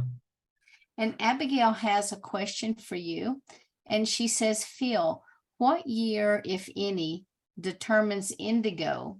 And what if you resonate with all 3 of the indigos you talked about tonight? Well, then you may, if you resonate with all 3, you may be in need of long-term psychotherapy. I don't know. No, I'm joking. Of course, there's a little piece of everything in everything. You know, we are living, walking, talking holograms, multidimensional holograms. We share DNA, we share consciousness with pro-human as well as the digressive races. And when we talk about digressive races, we certainly don't see them. There's not we don't see them as enemy. We see them as probably conscious that needs healing more than most people or consciousness does. You know, there's a lot that we can talk about the ones that don't quite get it. The ones that because of genetic code convolution mutation, they've lost a lot of their coding, which doesn't allow them to become fully Christed, even to understand the connection. And we acknowledge that this consciousness exists. Certainly we don't allow ourselves to be unduly influenced by it, because we were originally created to be ones that could heal them, that could bring back their lost codes of consciousness, the freedom teachings. But so I'm not surprised that people would share consciousness. You are normally primarily one of the three major types of indigos. And you would know that. I mean, in future webinars, we'll explore it more comprehensively, give a list of a lot of the mental, emotional, psychic, spiritual symptomologies, characteristics, checklists, so you can really zero in on what type you are, or maybe, or your children or grandchildren or relatives may be. But yeah, I think that was it. I think that was the answer. Yeah. Okay. If that answered the question. Yes, she says thank you. And then we have another question. How can we be aware of this all the time? Is that for me? I think so. I think we all have I think we should all answer. I think we all have come from different perspectives and different filters. I think we are, you know, to navigate in the 3D world, we have to sort of, we have to have some degree of tunnel vision, but the whole idea is for multidimensional consciousness, Xion, Prem, I think we all would agree, the whole idea is to be multidimensionally conscious. To be able, we may need to focus in a certain dimensional band or frequency band, just be able to navigate our three-dimensional world. We still need, as much as the higher work we're doing, we'll still need to take out the garbage, you know, and that kind of stuff. So we need to function on multiple levels simultaneously. But what's really important, that anything I would like to stress in a positive way, that beautiful process you just did, people really need to stay focused in these fields and begin to be more comfortable. Usually, you know, we do these processes and then it's time to do this and do that, get up, get out. It's so important to stay focused in higher dimensional fields. It will increase our ability, our capacities to remain focused in these fields. That's very important. So we just won't be limited to a three-dimensional focus. We have to learn to be more multi-dimensionally conscious of the fact that we do have these identities in higher dimensions, and ultimately be able to focus. It's very hard to comprehend with our minds the way they're convoluted now. When you talk about multidimensional consciousness, but this is part of our evolutionary path, and we will get there.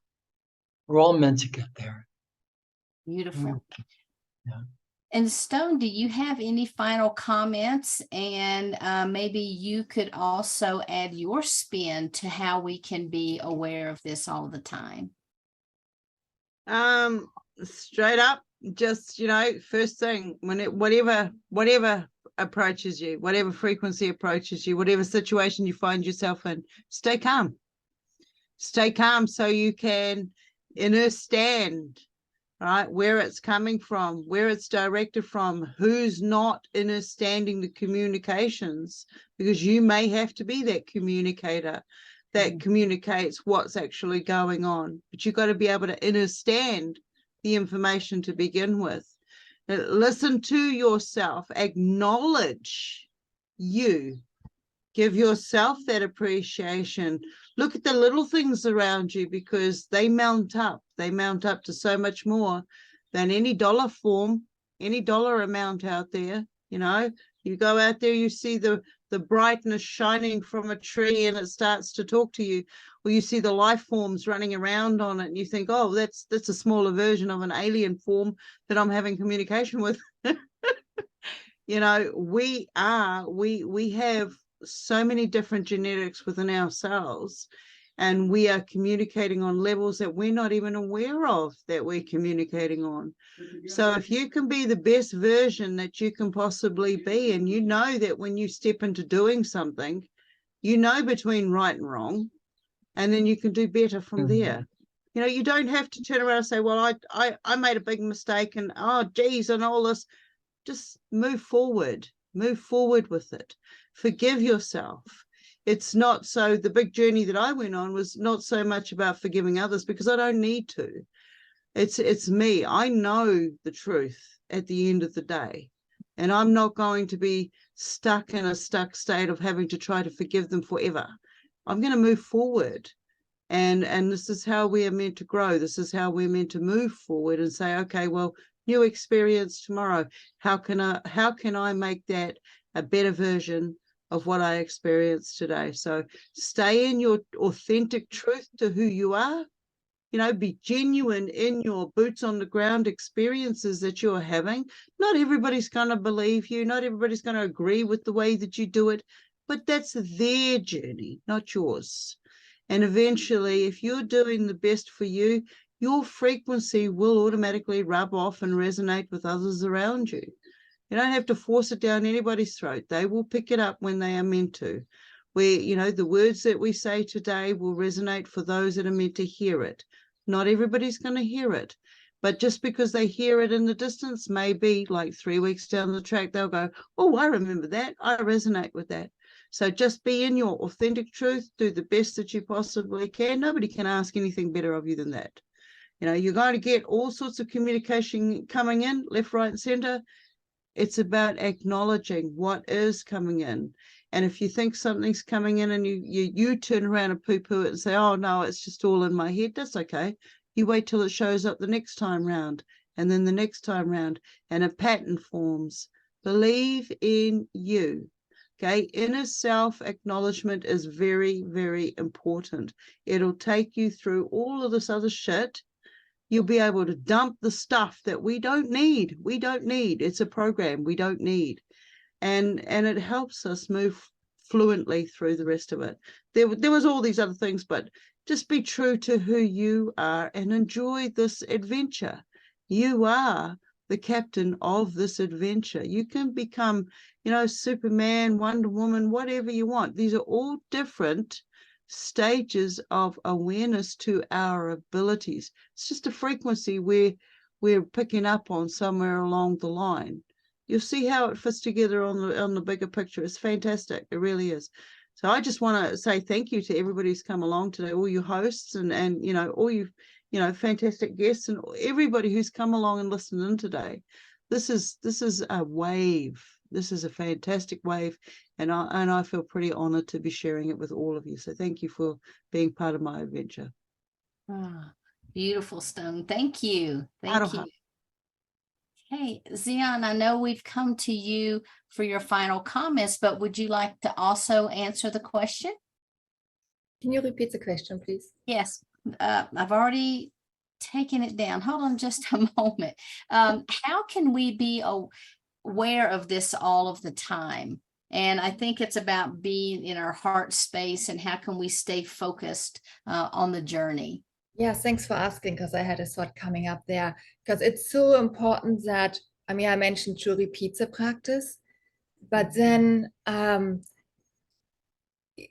it's actually like we have to be in it all the time, you know, and I mean, it was mentioned as multidimensional. I mean, even just being in compassion and gratitude might be another dimension, but it's also very practical. It's very down to earth to be in a state of gratitude and be in a state of compassion. And I did my research on states of transcendence with the lens of gratitude. And I've realized that people that are further on the ladder of like Maslow's hierarchy of awakened states, they are also further on the ladder of states of gratitude. So instead of just being reciprocal, okay, thank you, they are actually like the people that were actually residing in states of transcendence were also residing in gratitude. So that gratitude is not a practice of, oh, I do my gratitude journaling. That's really good. And then the next step is, can I reignite the experience, the feeling of gratitude, and go back there and reignite it? But then ultimately, we wanted to become a state of being. So, like I'm taught, what we practice today is our state of consciousness tomorrow. So if we practice compassion and gratitude today, ultimately we are always in compassion and gratitude. I mean, the Dalai Lama never gets out of compassion. I mean, who would think about that? You know, he is an embodiment of compassion, but can you do that? And that's the practice. It's like, can we take the practice to another level of it becomes an embodied state of being? Can I be so aware of, oh, I was upset right now, let me drop it, let me go back into compassion in this very moment.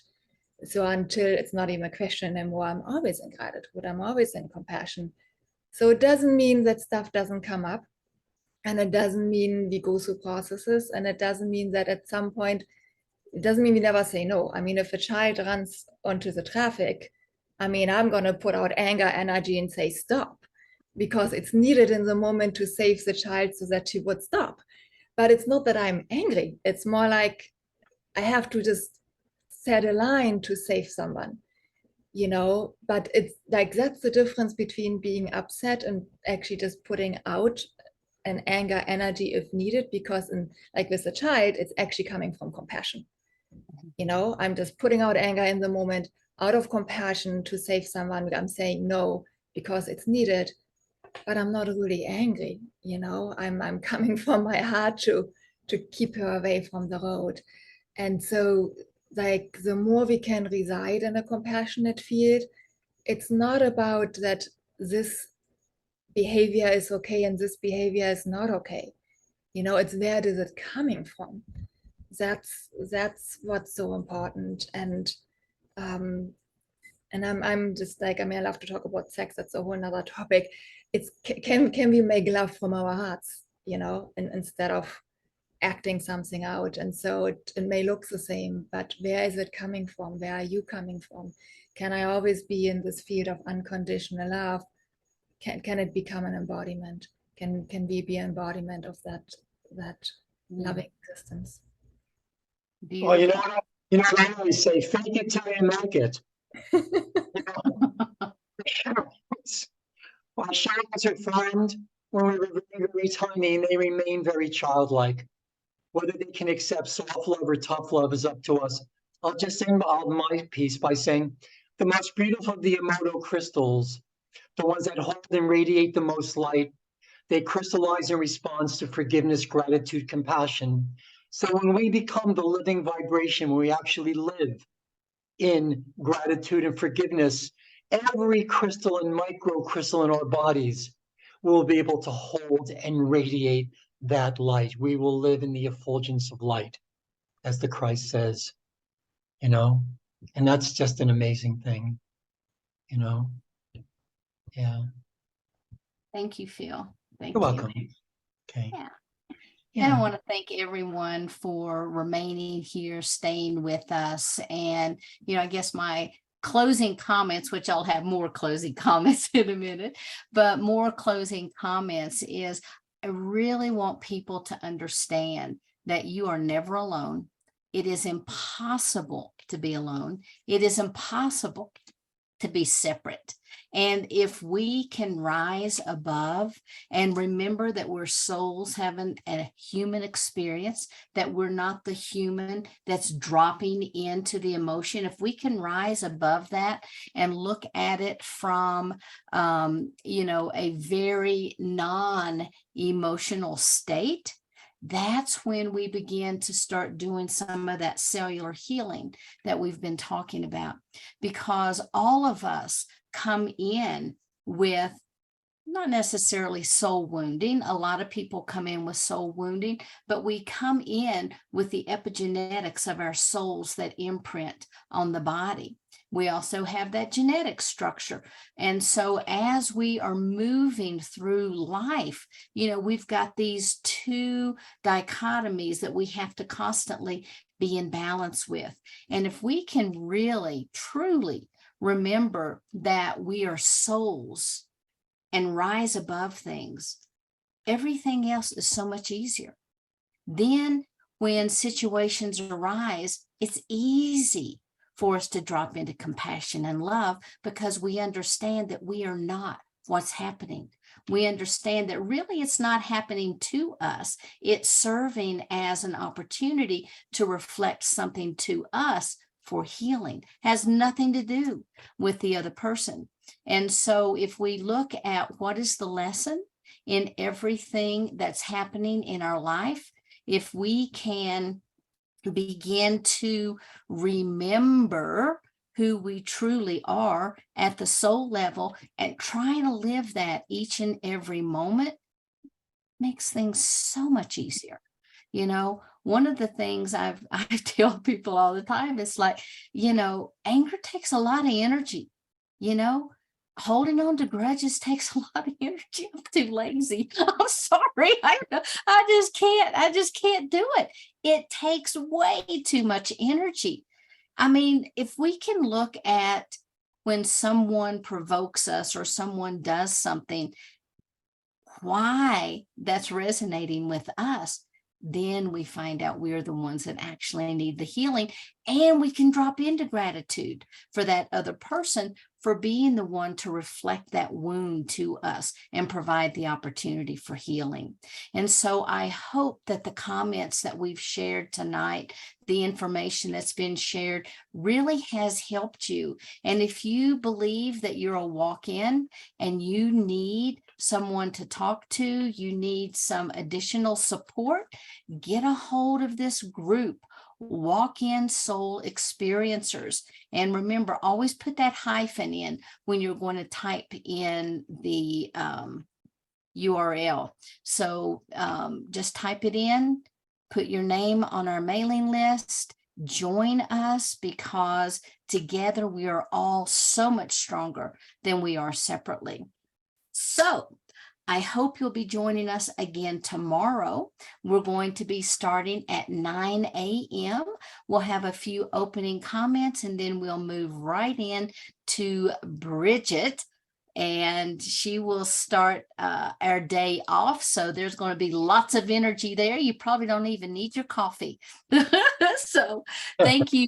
I know it's late. I am so impressed with the amount of people that have hung out here with us. I know it's actually early for some people. Phil, what time is it where you are?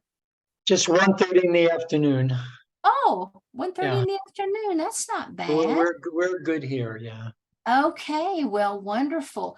Okay, everybody, I want to again thank you for being here. Remind you, if you have not yet signed up to be on the Conscious Awakening mailing list, to please visit us, download our app. It is free of charge. That way you can always have us in your pocket. You'll never miss a show. So that could be good and that could be scary. So we hope to see you tomorrow. I hope you all have a wonderful and blessed night, and much love to everyone. Thank you so much. Everyone, to our speakers, thank you for being here from the bottom of my heart, and we'll see everyone tomorrow. Sleep well. Have a beautiful day.